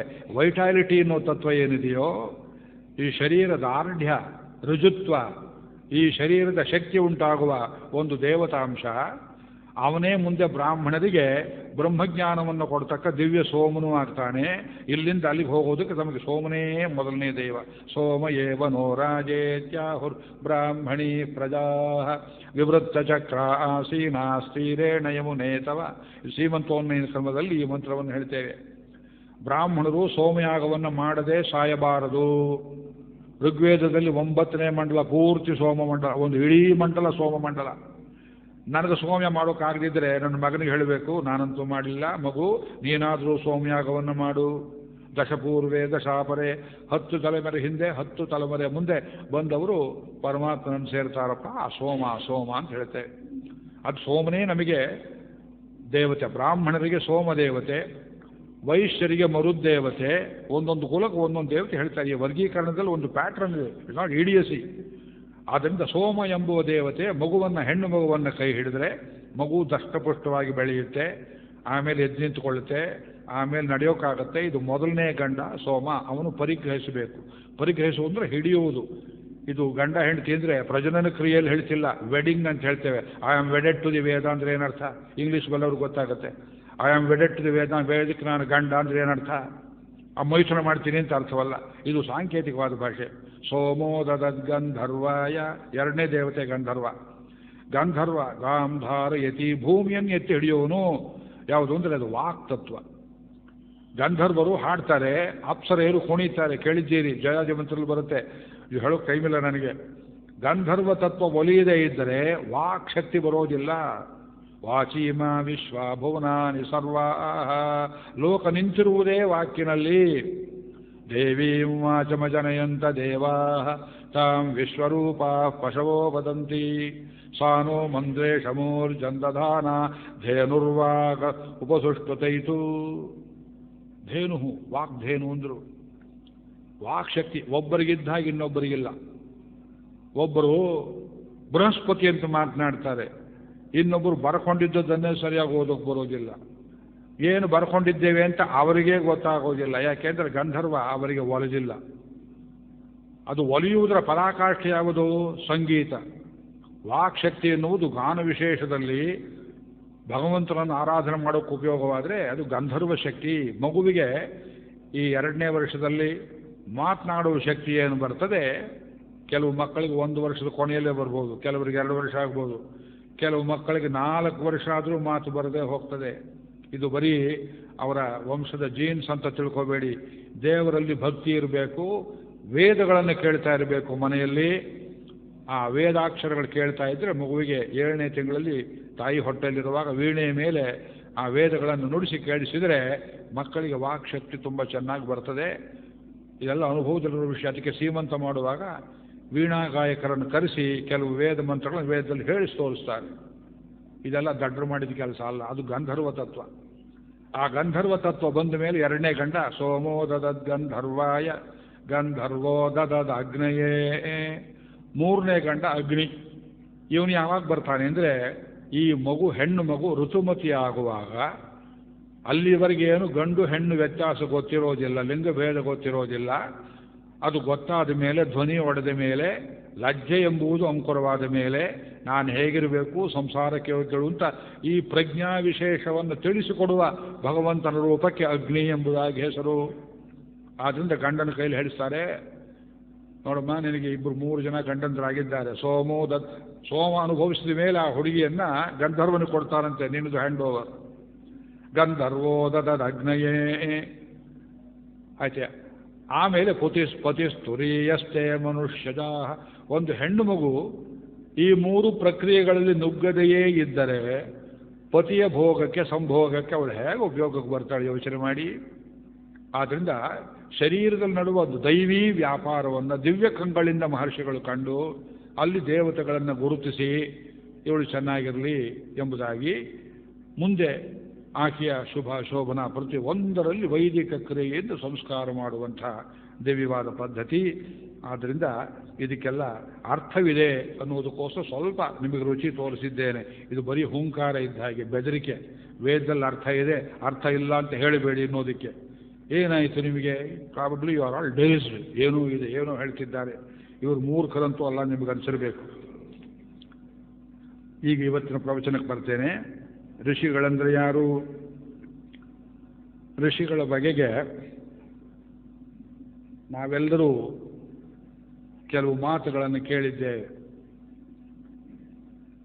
ಯಾವ ಮಾತುಗಳು? ಈ ಮಂತ್ರವನ್ನು ನೀವು ಕೇಳದೇ ಇದ್ದವರು ಪ್ರಾಯಶಃ ಯಾರೂ ಇರಲಿಕ್ಕಿಲ್ಲ. ಆದರೆ ಗಮನಿಸಿದ್ದೇರೋ ಅರ್ಥ ಇಲ್ಲವೋ ನಮಗೆ ಗೊತ್ತಿಲ್ಲ. ಮನೆಯಲ್ಲಿ ಯಾರಾದರೂ ತೀರಿಕೊಂಡ್ರು ಅಥವಾ ಯಾರಾದರೂ ಹಡೆದರು, ಮನೆಯನ್ನು ಮತ್ತೆ ಶುದ್ಧಿ ಮಾಡಬೇಕು. ಪುರೋಹಿತನ ಕರ್ಕೊಂಡು ಬರ್ತೀರಿ, ಪುಣ್ಯಾಹವಾಚನ ಅಂತ ಒಂದು ಮಾಡ್ತಾರೆ. ಕೇಳಿದಿರೋ ಪುಣ್ಯಾಹವಾಚನ? ಪುಣ್ಯಾಹವಾಚನ ಅಂದ್ರೇನು? ಅಹ ಅಂದರೆ ಹಗಲು, ಪುಣ್ಯ ಅಹಹ, ಇವತ್ತು ಪುಣ್ಯವಾದ ದಿವಸ ಅಂತ ಬಂದವರು ಮನೆಯಲ್ಲಿ ಹೇಳಿ ಹೋಗಬೇಕು. ಬಾಗ್ಲ ತಿಂತ್ಕೊಂಡು ಪುಣ್ಯಾಹ ಅಂತ ಹೇಳಿ ಹೋದ್ರೆ ಪುಣ್ಯ ಆಗೋದಿಲ್ಲ. ಮನೆಯಲ್ಲಿ ಎಲ್ಲ ಸಾರಿಸಿ ಗುಡಿಸಿ ತೊಳೆದು ರಂಗವಲ್ಲಿ ಹಾಕಿ ಪ್ರಧಾನವಾದ ಒಂದು ಜಾಗದಲ್ಲಿ, ಒಂದು ಅಂಗಳದಲ್ಲಿ ಆ ವೇದ ಪುರುಷನನ್ನು ವೇದ ಮಂತ್ರಗಳಿಂದ ಕಲಶದಲ್ಲಿ ಆವಾಹನೆ ಮಾಡಿ ಆ ಮಂತ್ರಗಳಲ್ಲಿ ಅವನನ್ನು ಕಂಡುಕೊಂಡು ಮನೆಯ ತುಂಬ ಒಂದು ಮಾವಿನ ಸೊಪ್ಪಿನ ಗೊಂಚಲು, ಕೂರ್ಚ, ದರ್ಭೆ ಇವುಗಳಿಂದ ಪ್ರೋಕ್ಷಣೆ ಮಾಡಿದರೆ ನೀರಿನಿಂದಲೇ ಶುದ್ಧಿ. ನೀರು ಬಿಟ್ಟರೆ ವೈದಿಕರಿಗೆ, ಭಾರತೀಯರಿಗೆ ಗತಿ ಇಲ್ಲ. ಶೌಚದಿಂದ ಹಿಡಿದು, ಪೇಪರ್ ಅಲ್ಲ ಭಾರತೀಯರ ಕಾನ್ಸೆಪ್ಟು, ಕೋಪದಿಂದ ಬರೆದಿದ್ದೇನೆ ಪುಸ್ತಕದಲ್ಲಿ. ಮಲಮೂತ್ರ ವಿಸರ್ಜನೆ ಮಾಡಿದರೂ ತೀರ್ಥದಿಂದ ಶುದ್ಧಿ, ಪೋಷಣೆಗೂ ಶರೀರದಿಂದ ಶುದ್ಧಿ, ಅಡಿಗೆಗೂ ನೀರಿನಿಂದ ಶುದ್ಧಿ. ದಾಹ ಬಂದರೆ ನೀರಿನಿಂದ, ನೀರನ್ನೇ ಕುಡಿಯುವುದು. ನನ್ನ ಮಗ ಹೋಗಿದ್ದ ಹೊರದೇಶಕ್ಕೆ, ಅವನು ಹೇಳಿದ ಅನುಭವ. ನೀರು ಬೇಕು. ಅಲ್ಲಿ ಹೇಳಿದಂಥ ಹೋಟೆಲ್ನಲ್ಲಿ, are you sure you want water? ನೀರು ಬೇಕೇ ನಿಮಗೆ ನಿಜವಾಗಿ? S I want water. 2 ನಿಮಿಷ ಬಿಟ್ಟು, are you sure you want water? ಅಲ್ಲಿ ನೀರು ಕುಡಿಯೋ ಪದ್ಧತಿ ಇಲ್ಲ, ಅಲ್ಲಿ ಕುಡಿಯೋದೇ ಬೇರೆ ಪದಾರ್ಥ. ಇದು ಭಾರತೀಯ. ಅಮೆರಿಕೆಗೆ ಹೋದ್ರು, ಇಂಗ್ಲೆಂಡ್ಗೆ ಹೋದ್ರು, ಬೇರೆ ಕಡೆ ಹೋದ್ರು, ನೀರೇ ಬೇಕು ನಮಗೆ. ನೀರಂ 101 ಶಬ್ದ ಇದೆ ನೀರಿಗೆ ವೇದದಲ್ಲಿ. ನಾಳೆ ಬಿಟ್ಟು ನಾಡಿದ್ದು, ಆಚೆ ನಾಡಿದ್ದು ಉದಕ ತತ್ವವನ್ನು ಕುರಿತು ಮಾತನಾಡ್ತೇನೆ. ಒಂದು ಇಡೀ ಸಂಪುಟ 600 ಪೇಜ್ ಪುಸ್ತಕ ಬರೆದಿದ್ದೇನೆ ಉದಕ ಸಂಪುಟದ ಮೇಲೆ. ವೇದ ಸಂಸ್ಕೃತಿ 6ನೇ ಸಂಪುಟ ತುಂಬ ಈ ಉದಕ, ನೀರು. ನೀರು why is it so important for us? ನದಿಗಳನ್ನೇ ಆಗ್ತಾಯಿ ಅಂತ ಕೇಳ್ತೇವೆ. ಉಷತೀರಿವ ಮಾತರಃ ತಸ್ಮಾ ಅರಂಗಮಾಮವಃ ಯಸ್ಯ ಕ್ಷಯ ಯಜನ್ಮಥ ಆಪೋಹಿಷ್ಟ. ಆಪಸೂಕ್ತಗಳೆಷ್ಟಿವೆ. ಆಪ ಅಂದ್ರೆ ಒಂದರ್ಥ, ಉದಕ ಅಂದ್ರೆ ಒಂದರ್ಥ, ಗಹನ ಅಂದ್ರೆ ಒಂದರ್ಥ, ಗಂಭೀರ ಅಂದ್ರೆ ಒಂದರ್ಥ, ಆಕಾಶ. ಇದೆಲ್ಲ ನೀರಿಗೆ 100 ಪರ್ಯಾಯ ನಾಮಗಳು. ಇದು ಹುಚ್ಚು. ಜಗತ್ತಿನಲ್ಲಿ ಬೇರೆ ಯಾವುದೇ ದೇಶದಲ್ಲಿ ಇಷ್ಟೊಂದು ಈಕ್ವಲೆಂಟ್ಸ್ ಫಾರ್ ವಾಟರ್ ಇಲ್ಲ. ಯಾಕೆಂದರೆ ಅದರ ಅಷ್ಟು ಮುಖಗಳನ್ನು ಕಂಡಿದ್ದಾರೆ. ಅದನ್ನು ಮನೆ ತೊಳೆದ್ರು ಉದಕ ಶಾಂತಿ ಅಂತ ಹೇಳ್ತೇವೆ. ಕೊನೆಯಲ್ಲಿ ಪಿತೃ ಸಂಸ್ಕಾರ ಮಾಡಿದ್ರು ಗಂಗೆಯಲ್ಲಿಯೋ ಯಮುನೆಯಲ್ಲಿಯೋ ಬೂದಿ ಗೀದಿ ಆ ಮೂಳೆಗಳನ್ನು ವಿಸರ್ಜನೆ ಮಾಡಬೇಕು. ಅದನ್ನು ನೀರನ್ನು ಬಿಟ್ಟು ನಮಗೆ ಬೇರೆ ದಾರಿ ಇಲ್ಲ. ಆ ನೀರಲ್ಲಿ ಏನು ಕಂಡು ಪುಣ್ಯವಾಚನ ಮಂತ್ರಗಳನ್ನು ನೋಡ್ಕೊಳ್ಳಿ. ಇದಂ ಬ್ರಹ್ಮ ಪುನೀಮಹೆ. ಪೂರ್ತಿ ಹೇಳೋದಿಲ್ಲ, ನಾನು ಸ್ವಲ್ಪ ಹೇಳ್ತೇನೆ.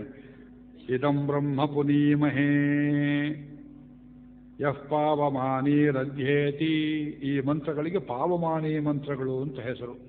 ಪಾವಮಾನಿ ಶುದ್ಧಿ ಮಾಡುವುದು, ನೀರಿಂದಲೂ ಶುದ್ಧಿ ಆಗ್ತದೆ. ಪಾವಕ ಅಗ್ನಿಯಿಂದಲೂ ಶುದ್ಧಿ ಆಗುತ್ತೆ. ಪವಮಾನ ವಾಯುದೇವತೆ, ಅದರಿಂದಲೂ ಶುದ್ಧಿ. ಪಂಚಭೂತಗಳಿರುವುದು ನಮ್ಮನ್ನು ಶುದ್ಧಿ ಮಾಡುವುದಕ್ಕೆ. ಒಂದು ಪಾತ್ರೆ ನಾಯಿ ಬಂದು ಮುಟ್ಟುಬಿಡ್ತು, ಅನ್ನ ಇಟ್ಟಿದ್ದೀರಿ ಹೊರಗಡೆ, ನಾಯಿ ಬಂದು ತಿಂದು ಹೋಯಿತು. ಪಾತ್ರೆ ಹಾಕಿ ಶುದ್ಧಿ ಮಾಡ್ತೀರಿ? ಮಣ್ಣು ಹಾಕಿ ತೊಳಿಬೇಕು. ಮಣ್ಣಿಂದ ಶುದ್ಧಿ. ಮಣ್ಣು ಜೊತೆಗೆ ನೀರು ಹಾಕ್ತೀರಿ, ಆಮೇಲೆ ಹುಣಸೆ ಹಣ್ಣು ಹಾಕ್ತೀರಿ, ಮತ್ತೊಂದು ಹಾಕಿ ನಿಮ್ಮ ತೃಪ್ತಿಗೆ. ಆದರೆ ಬರೇ ಹುಣಸೆ ಹಣ್ಣು ಹಾಕಿದರೆ ಶುದ್ಧಿ ಆಗೋದಿಲ್ಲ, ಮಣ್ಣೇ ಬೇಕು ಅಲ್ಲಿ. ಮಣ್ಣಿನಿಂದ ಶುದ್ಧಿ, ಅದು ಪಾವಕ. ಪಾವಕ ನ ಸರಸ್ವತಿ. ನೋಡಿ ನೀರು. ವಾಜೇಭಿರ್ ವಾಜಿನೀವತಿ. ವಾಜಿನೀವತಿ ಅಂತಾರೆ. ಈ ವಿಶೇಷಣಗಳ ಅರ್ಥ ಏನು? ಅಗ್ನಿಗೆ ಪಾವಕ ಅಂತಾರೆ, ವಾಯುದೇವರಿಗೆ ಪವಮಾನ ಅಂತಾರೆ, ಪವಮಾನ ಹೋಮ ಅಂತ ಮಾಡ್ತಾರೆ. ಇಲ್ಲಿ ನೀರಿಗೆ ಹೇಳ್ತಾರೆ ಪಾವಮಾನಿ ಸ್ವಸ್ಯಯನೀಹಿ ಋಷಿಭಿ ಸಂಭೃತ ಗಮ್ರಸಂ. ಈ ತೀರ್ಥವೆಂಬುದು ಯಾವುದು? ಈಗ ನೀವೆಲ್ಲ ಕೇಳ್ತಾ ಇದ್ದೀರಲ್ಲ ವೇದ ಮಂತ್ರಗಳನ್ನು ನನ್ನ ಬಾಯಲ್ಲಿ, ಇದು ಋಷಿಗಳು ಶೇಖರಿಸಿಟ್ಟ ರಸ. ಋಷಿಭಿ ಸಂಭೃತ ಗಮ್ರಸಂ ಸರ್ವಗಂ ಸಪೂತಮಶ್ನಾತಿ. ಎಲ್ಲವನ್ನು ಪವಿತ್ರ ಮಾಡುತ್ತೆ, ಅಶುದ್ಧವನ್ನೆಲ್ಲ ತಿಂದು ಹಾಕಿಬಿಡುತ್ತೆ ಅದು. ಸ್ವದಿತಂ ಮಾತರಿಶ್ವನ. ಶುದ್ಧಿ ಮಾಡುವಾಗ ಮಾತರಿಶ್ವ ಆಯುಧವ ಬೇರೆ ಸೇರಿಕೊಳ್ತಾನೆ. ಈ ಮಂತ್ರಗಳನ್ನು, ವೇದ ಮಂತ್ರಗಳನ್ನು ಪಾವಮಾನಿ ಯೋ ಅಧ್ಯೇತಿ. ಯಾವನು ಅಧ್ಯಯನ ಮಾಡ್ತಾನೆಯೋ ಋಷಿಭಿ ಸಂಭೃತ ಗುಮ್ರಸಂ. ಋಷಿಗಳು ಶೇಖರಿಸಿಟ್ಟ ರಸ. ಮಧುಕರ ವೃತ್ತಿ ಎನ್ನದು ಪುರಂದರದಾಸರು ಹೇಳಿದರು. ಋಷಿಗಳು ಅದನ್ನೇ ಮಾಡಿದರು. ಒಂದು ಕಡೆ ಎಲ್ಲೋ ಕೂತ್ಕೊಂಡ್ರು, ಕಾವೇರಿ ತೀರದಲ್ಲಿ, ಯಮುನಾ ತೀರದಲ್ಲಿ, ಸರಸ್ವತಿ ತೀರದಲ್ಲಿ. ಒಂದು ದಿವ್ಯವಾದ ಅನುಭವ ಪ್ರತ್ಯಕ್ಷವಾಯಿತು. ಇದು ಉಪಯೋಗಕ್ಕೆ ಬರ್ತದೆ ಜನಗಳಿಗೆ ಎಂಬುದಾಗಿ ಕಿವಿಯಲ್ಲಿ ಹಿಡಿದಿಟ್ಟರು. ಶ್ರೋತ್ರಿಯ ಪರಂಪರೆಯಲ್ಲಿ ರಸವನ್ನು ಹಿಡಿದರು. ಅನುಭವ ಇರ್ತದೆ, ರಸ ಇರೋದಿಲ್ಲ ಅನೇಕರಿಗೆ. ಅನುಭವದ ರಸವನ್ನು ಋಷಿಗಳು ವೇದ ಮಂತ್ರಗಳಲ್ಲಿ ಶೇಖರಿಸಿದರು. ಬಾಯಿ ಬಿಟ್ಟು ಹೇಳಿಬಿಟ್ಟೆ, ಅರ್ಥವಾಯ್ತೆ ನೋಡಿ. ವೇದವೆಂಬುದೇನು? ಪ್ರತಿಯೊಂದು ಮಂತ್ರವು ಜೀವನದಲ್ಲಿ ಪರಮೋಚ್ಚವಾದ ಅರ್ಥಗಳನ್ನು ಋಷಿಗಳು ಶೇಖರಿಸಿ ನಮಗೋಸ್ಕರ ಕೊಟ್ಟಿದ್ದು. ಋಷಿ ಸಂಭೃತ ಗಂಭ್ರಸಂ, ಯಾವನು ಇದನ್ನು ಯೋ ಅಧ್ಯೇತಿ ಅವನಿಗೆ ತಸ್ಮೈ ಸರಸ್ವತಿ ದುಹೇ. ವೇದ ಮಂತ್ರಗಳನ್ನು ಋಷಿಗಳು ಶೇಖರಿಸಿಟ್ಟ ರಸ ಅಂತ ಯಾವನು ಭಕ್ತಿಯಿಂದ ಪೂಜ್ಯತೆಯಿಂದ ಒಳಾರ್ಥವನ್ನು ತಿಳ್ಕೊಂಡು ಅಧ್ಯಯನ ಮಾಡ್ತಾನೆಯೋ ಅವನಿಗೆ ಸರಸ್ವತಿ ತನ್ನ 4 ಕೆಚ್ಚಲಿನಿಂದ ಚತುರ್ವಿಧ ಪುರುಷಾರ್ಥಗಳನ್ನು ಅನುಗ್ರಹ ಮಾಡ್ತಾಳೆ. ತಸ್ಮೈ ಸರಸ್ವತಿ ದುಹೇ. 4 ಅನುಭವ ಯಾವುದು? ಕಾಮ, ಅರ್ಥ, ಧರ್ಮ, ಮೋಕ್ಷ. ಅದಕ್ಕೆ ವೇದ ಹೇಳುತ್ತೆ ಕ್ಷೀರಂ ಸರ್ಪಿ ಮಧು ಉದಕಂ. ಹಾಲು ಕ್ಷೀರ, ಸರ್ಪಿ ಅಂದರೆ ತುಪ್ಪ, ಮಧು ಅಂದರೆ ಜೇನು, ಉದಕ ಅಂದರೆ ನೀರು. Look at the order. ಕ್ಷೀರಂ ಎಲ್ಲರೂ ಬಯಸ್ತಾರೆ, ಹಾಲು ಕುಡಿಯೋಕೆ ಚೆನ್ನಾಗಿರುತ್ತೆ, ಪೋಷಣೆ ಆಗುತ್ತೆ, ಗಂಟಲು ನಮಗೂ ತೊಂದರೆ ಆದರೂ ಹಾಲು ಕೊಡ್ತಾರೆ. ಇದು ಕಾಮ. ಸರ್ಪಿಹಿ ತುಪ್ಪ, ಅದರ ಘನೀಭೂತವಾದ ರೂಪ ಹಾಲಿನಿಂದ ತೆಗೆದದ್ದು. ಅದನ್ನು ತಿಳಿ ಕ್ಲಾರಿಫೈಡ್ ಬಟರ್ ಮಾಡಿದರೆ ಮಾತ್ರ ಅಗ್ನಿಗೆ ಉಪಯೋಗ. ಗಟ್ಟಿ ತುಪ್ಪ ಹಾಕಿದರೆ ಅಗ್ನಿ ಆರಿ ಹೋಗ್ತದೆ. ಅವನಿಗೆ ಅದಕ್ಕೆ ಘೃತ ಅಂತ ಹೇಳ್ತಾರೆ. ಘೃತ ಅಂದರೆ ತುಪ್ಪ ಅಂತ ಒಂದರ್ಥ, ತಿಳಿಯಾದ ಜ್ಞಾನ ಅಂತ ಒಂದರ್ಥ. ಒಳಗಿನ ಜ್ಞಾನ ಚೆನ್ನಾಗಿರ್ಬೇಕಾದ್ರೆ ಘೃತಪದಿ, ಘೃತವನ್ನು ಕೊಡಬೇಕು. ಕ್ಷೀರಂ ಸರ್ಪಿ ಮಧು, ಮಧು ಅಂದರೆ ಜೇನುತುಪ್ಪ, ಅದು ಧರ್ಮ ಇದ್ದ ಹಾಗೆ. ಉದಕಂ ಇದು ಮೋಕ್ಷ ಇದ್ದ ಹಾಗೆ. ತಸ್ಮೈ ಸರಸ್ವತಿ ದುಹೇ ಕ್ಷೀರಂ ಸರ್ಪಿರ್ಮಧೂದಕಂ ಪಾವಮಾನೀ ಸ್ವಸ್ತ್ಯಯನೀ ಸುದುಖಾ ಹಿ ಪಯಸ್ವತಿ. ಕೇಳಿದ್ದನ್ನೆಲ್ಲ ಕರೆಯುವಂಥ ಗೋವುದು ಕಾಮಧೇನು. ಋಷಿಭಿಃ ಸಂಭೃತೋ ರಸಃ ಬ್ರಾಹ್ಮಣೇಶು ಅಮೃತಗಂ ಹಿತಂ. ಬ್ರಹ್ಮವಿತ್ತವನಿಗೆ, ಬ್ರಾಹ್ಮಣ ಅಂದರೆ ಜಾತಿ ಬ್ರಾಹ್ಮಣ ಅಲ್ಲ, ಪರಮಾತ್ಮನನ್ನು ನಂಬಿದವನಿಗೆ, ದೇವರಿದ್ದಾನೆ ಅಂತ ಆಸ್ತಿಕ್ಕೆ ಇಟ್ಟುಕೊಂಡವನಿಗೆ, ವೇದದಲ್ಲಿ ಶ್ರದ್ಧೆ ಇದ್ದವನಿಗೆ ಇದು ಅಮೃತವೂ ಹಿತವೂ ಆಗಿದೆ. ಅಮೃತಗಂ ಹಿತಂ ಪಾವಮಾನೀರ್ದಿಶಂತುನಃ. ಇಂಥ ದಿವ್ಯಾನುಭವವನ್ನು ನಮಗೆ ತೀರ್ಥ ಕೊಡಲಿ. ಯಾವುದನ್ನು? ಇಮಂ ಲೋಕಮಥೋ ಅಮಂ, ಈ ಲೋಕವನ್ನು ಆ ಲೋಕವನ್ನು ನಾವು ಚೆನ್ನಾಗಿ ಅನುಭವಿಸೋ ಆಗಲಿ. ಕಾಮ ಸಮರ್ಥಯಂತುನಃ ದೇವೀರ್ದೇವೈ ಸಮಾಭೃತಾ. ಇದು ಹೋಗುತ್ತೆ ಇದು ಮಂತ್ರ. ಈ ಮಂತ್ರಗಳಿಗೆ ಮಹಾಶಯರು ಪಶ್ಚಿಮದ ಅನೇಕರು ಹೇಗೆ ಅಪಾರ್ಥ ಮಾಡಿದ್ದಾರೆ. 4 ವಾಕ್ಯ ಓದ್ತೇನೆ. ಶಿವ ಶಿವ ಅಂತ ಕಿವಿ ಮುಚ್ಕೊಳ್ಳಿ, ಆಮೇಲೆ ಕೇಳೋಕೆ ಮುಂಚೆ ಅಲ್ಲ. ಇದು ರಿಲಿಜನ್ ಆಫ್ ದಿ ವೇದ, ಗ್ರೈಸ್ವಾಲ್ಡ್ ಅಂತ ಒಬ್ಬ, ಅದು ಬ್ಲೂಮ್ಫೀಲ್ಡ್ ಅಂತ. ಬ್ಲೂಮ್ಫೀಲ್ಡ್ ಹೆಸರು ಕೇಳಿರಬೇಕು, ಓರಿಯೆಂಟಲಿಸ್ಟ್ ಅವನು. 4 ವೇದಗಳ ಪ್ರತಿಯೊಂದು ಮಂತ್ರದ ಬಿಗಿನಿಂಗ್, ಆರಂಭವನ್ನು ಹುಡುಕಿ ಇಷ್ಟು ದಪ್ಪದ ಪುಸ್ತಕ, ದಿ ಕನ್ಕಾರ್ಡೆನ್ಸ್ ಆಫ್ ದಿ ವೇದ ಅಂತ ಒಂದು ಪುಸ್ತಕ ಡಾಂಕಿ ವರ್ಕ್ ಮಾಡಿ ಬರೆದ ಅವನು. ನಮಗೆ ಮಂತ್ರ ಹುಡ್ಕೋದಕ್ಕೆ ಕಷ್ಟ, ಎಲ್ಲಿ ಬರುತ್ತೆ ಈ ಮಂತ್ರ ಜ್ಞಾಪಕ ಇಲ್ಲ, ವೈದಿಕ ಪರಂಪರೆ. ಅವನು 4 ವೇದಗಳ ಮಂತ್ರವನ್ನು ಶ್ರೌತಗೃಹ್ಯ ಸೂತ್ರಗಳ ಸಮೇತ ಈ ಮಂತ್ರ ಇಲ್ಲಿಲ್ಲೇ ಬರುತ್ತೆ ಅಂತ ಇಷ್ಟು ದಪ್ಪದ ಪುಸ್ತಕ ಅವನು ಬರೆದಿದ್ದು ಯಾತಕ್ಕೆ? ಅದನ್ನು ಕೆಡಿಸೋದಿಕ್ಕೆ. ಅವನು ಹೇಳ್ತಾನೆ, ಅವನ ವಾಕ್ಯ ನೋಡಿ, ಓದಿ ನೋಡಿ. ಇದು ನನಗೆ ಅಲ್ಲಿ ಎಕ್ಸಿಬಿಷನಲ್ಲಿ ಒಂದು ಕಡೆ ಸಿಕ್ತು, 40 ರೂಪಾಯಿಗೆ ತೆಗೆದಿಟ್ಟೆ. ಈಗ 4,000 ರೂಪಾಯಿ ಕೊಟ್ಟರು ಸಿಕ್ಕೋದಿಲ್ಲ ಆ ಪುಸ್ತಕ. ಶ್ರಮಪಟ್ಟಿದ್ದಾನೆ. ಹೇಗೆ ಕಸ್ತೂರಿ ಚಂದನವನ್ನು ಮೇಲೆ ಹೊತ್ತುಕೊಂಡ್ರೂ ಕತ್ತೆಗೆ ಪರಿಮಳ ತಿಳಿಯೋದಿಲ್ಲವೋ ಆ ರೀತಿ ಶ್ರಮಪಟ್ಟು ಡಾಂಕಿ ವರ್ಕ್ ಮಾಡಿದ್ದಾನೆ. ವೇದದ ಅರ್ಥ ಗೊತ್ತಿಲ್ಲ. ಅವನು ವೇದದ ಬಗ್ಗೆ ಬರೆದಿದ್ದ ವಾಕ್ಯಗಳು ನೋಡಿ. ರಿಲಿಜನ್ ಆಫ್ ದಿ ವೇದ ಪುಸ್ತಕದಲ್ಲಿ ಹೇಳ್ತಾನೆ, ಈ ಋಗ್ವೇದ ಹೇಗಿದೆ? ಪ್ರಿಮಿಟಿವ್ ಇನ್ ಕನ್ಸೆಪ್ಷನ್, ಮೊದಲನೇ ಮಾತು. ದರ್ಶನದಲ್ಲಿ ಅತ್ಯಂತ ಅನಾಗರಿಕ. ಯಜುರ್ವೇದ ಹೇಗಿದೆ? I am sure that the enduring impression which they leave upon the mind, aside from their partial foolishness, is that of a formalism and mental decay upon the very brink of dissolution. Yajurveda ಮಂತ್ರದೃಷ್ಟಾರರು ಹೇಗಿದ್ದಾರಂತೆ ಅಂದರೆ, ಭಾಗಶಃ ಅವಿವೇಕಮಯವಾಗಿರೋದಲ್ಲದೆ ಶುಷ್ಕ ವಿಧಿಪೂರ್ಣವಾಗಿದ್ದು ಸಂಪೂರ್ಣ ನಾಶದ ಕೊನೆಯ ಮೆಟ್ಟಲಲ್ಲಿರುವ ಬುದ್ಧಿಕ್ಷಯದ ಸಾಕಾರ ರೂಪವಾಗಿದೆ. ಇದು ಯಜುರ್ವೇದಕ್ಕೆ ಅವನು ಕೊಟ್ಟಿರೋ ಅರ್ಥ.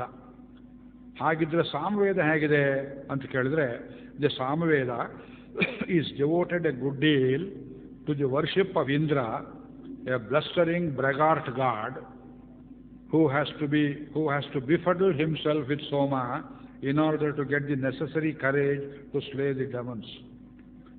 ಅಸುರರನ್ನು ಕೊಲ್ಲುವುದಕ್ಕೆ ಧೈರ್ಯ ಬರುವುದಕ್ಕೆ ಇಂದ್ರ ಎಂಬುವ ದೇವತೆ ಅಮಲೇರೋ ತನಕ ಏನು ಸೋಮವನ್ನು ಪಾನ ಮಾಡಬೇಕು ಹೆಂಡ ಇದ್ದ ಹಾಗೆ ಆ ಇಂದ್ರನಿಗೆ ಮೀಸಲಾಗಿಟ್ಟಂತಹ ಅಸಂಬದ್ಧ ಮಂತ್ರಗಳ ಕಂತೆ ಇದು ಸಾಮವೇದ. 3 ವೇದ ಪರಿಚಯ ಐತೆ ನಿಮಗೆ, ನಾನು ಯಾತಕ್ಕೆ ಬೇಕು? ಹಾಗಿದ್ರೆ ಅಥರ್ವವೇದ ಅಂದ್ರೆ ಏನಯ್ಯ? ಈ Atharvaveda is of unrivalled importance for the history of superstition and of folklore and popular practices. ಅಂದರೆ ಮೂಢನಂಬಿಕೆಗಳು. ಇವತ್ತೆಲ್ಲ ದಲಿತರು ಅನ್ಸ್ಕೊಂಡವರು, ರಾಜಕಾರಣದಲ್ಲಿರುವವರು ಎಲ್ಲ ಮೂಢನಂಬಿಕೆ. ದೇವರು ಮೂಢನಂಬಿಕೆ, ತಂದೆ ತಾಯಿಯಂದ್ರೆ ಮೂಢನಂಬಿಕೆ, ಸತ್ಯ ಧರ್ಮ ರಥ ಅಂದ್ರೆ ಮೂಢನಂಬಿಕೆ, ಪರೋಪಕಾರ ಅಂದ್ರೆ ಮೂಢನಂಬಿಕೆ. ನಿಜವಾದ ನಂಬಿಕೆ ಯಾವುದು? ಕಮ್ಯುನಿಸಮ್, ಮಾರ್ಕ್ಸಿಸಮ್, ಅಲ್ಲಿಂದ ಬರಬೇಕು. ಬಾಕಿ ಎಲ್ಲ ಮೂಢನಂಬಿಕೆ. ಅಂತೇನು ಕಸಬರಿಕೆ ತಗೊಂಡು ಕೂಡ ಹಾಕ್ತಾರೆ. ಇದು ಜಾನಪದ ಸಾಹಿತ್ಯ, ಸಾಮಾನ್ಯ ಜೀವನದ ಆಚರಣೆಗಳ ಚರಿತ್ರೆಗೆ ಅಥರ್ವವೇದದಷ್ಟು ಮುಖ್ಯವಾದದ್ದು ಇನ್ನೊಂದಿಲ್ಲ. ಹೀಗೆ ಬರ್ಕೊಂಡು ಹೋಗಿದ್ದಾರೆ. ಜ್ಞಾತ ಕೊಡ್ತೇನೆ ಉದಾಹರಣೆ ಅಂದರೆ, ನಮ್ಮಲ್ಲಿ ಇಂಥ ಮುಂದೆ ಬೃಹಸ್ಪತಿಗಳು ಬರ್ತಾರೆ ಅಂತ ಎಚ್ಚರಿಕೆ ತಿಳಿಸೋದಕ್ಕೋಸ್ಕರವಾಗಿ ಋಷಿಭಿ ಸಂಭೃತೋ ರಸಃ. ಋಷಿಗಳು ಹುಡುಕಿದ್ದಾರೆ. ಋಷಿಗಳು ದುಂಬಿಗಳಂತ ಹುಡುಕಿದ್ದಾರೆ. ದುಂಬಿ ಏನು ಮಾಡುತ್ತೆ? ಹೂವಿನ ಅಂತರಾಳದಲ್ಲಿ ಎಲ್ಲಿಯೋ ಅಡಗಿಕೊಂಡಿರುವ ಜೇನುತುಪ್ಪವನ್ನು ತನಗೇ ವಿಶೇಷವಾಗಿ ದೇವರು ಕೊಟ್ಟಿರೋ ನಳಿಕೆಗಳ ಮೂಲಕ ಹೀರಿಕೊಂಡು, ಜೇನುದುಂಬಿ ನಿಮಗೆಲ್ಲಿ ಕೈ ಹಾಕೋದಕ್ಕೆ ಪ್ರವೇಶ ಇಲ್ಲ, ಬಾಯಿ ಹಾಕಿದರೆ ಇಲ್ಲಿ ಜೇನು ಸಿಕ್ಕೋದಿಲ್ಲ.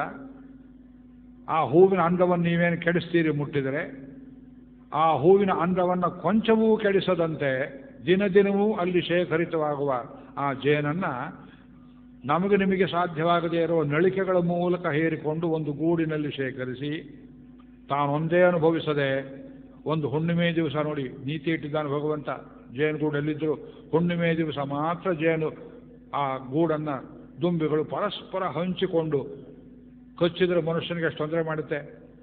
ಆ ಜೇನುದುಂಬಿಗಳು ಒಂದರ ಮೇಲೊಂದು ಕೂತ್ಕೊಂಡು ಅನುಭವಿಸಿದ್ರು ಒಂದಕ್ಕೊಂದಕ್ಕೆ ಘಾಸಿ ಇಲ್ಲದೆ ಇರುವಂತೆ ಹೇಗೆ ಅನುಭವಿಸ್ತವೆಯೋ ಅಲ್ಲ ಋಷಿಗಳು ಮಹರ್ಷಿಗಳು ದುಂಬಿಗಳಂತೆ ಈ ಜೀವನ ಮಕರಂದವನ್ನು ಶೇಖರಿಸಿಟ್ಟಿದ್ದಾರೆ. ಇದು ಪಾವಮಾನೀಹಿ ಬ್ರಾಹ್ಮಣೇಶು ಅಮೃತಂ ಹಿತಂ ಕ್ಷೀರಂ ಸರ್ಪಿ ಮಧೂದಕಂ. ಇದನ್ನು ಕೊಡುವಂತಹ ವೇದ ಮಂತ್ರಗಳು, ಇದನ್ನು ವ್ಯರ್ಥ ಮಾಡಬೇಡಿ ಎಂಬುದಾಗಿ ಇದು ನಮ್ಮ ತೈತಿರಿಯ ಬ್ರಾಹ್ಮಣ 3ನೇ ಕಾಂಡದಲ್ಲಿ ಬರುವಂತಹ ಮಂತ್ರ. ಇದು ರೆಫರೆನ್ಸ್ ಹೇಳೋದಕ್ಕೆ ಪುಸ್ತಕ ಯಾಕೆ ತಂದಿದ್ದೀನಿ ಅಂದರೆ ನಂಬಲಿ ಅಂತ, ನಾ ಬಾಯಲ್ಲಿ ಹೇಳಿದ್ದೀನಿ ಅಂತಲ್ಲ. ಒಂದು ಸಂಹಿತೆಯಲ್ಲಿ ಬರುತ್ತೆ, ಒಂದು ಬ್ರಾಹ್ಮಣದಲ್ಲಿ ಬರುತ್ತೆ, ಒಂದು ಆರಣ್ಯಕದಲ್ಲಿ ಬರುತ್ತೆ, ಒಂದು ಉಪನಿಷತ್ತಲ್ಲಿ ಬರುತ್ತೆ, 4 ವೇದಗಳಲ್ಲಿ ಬರ್ತವೆ.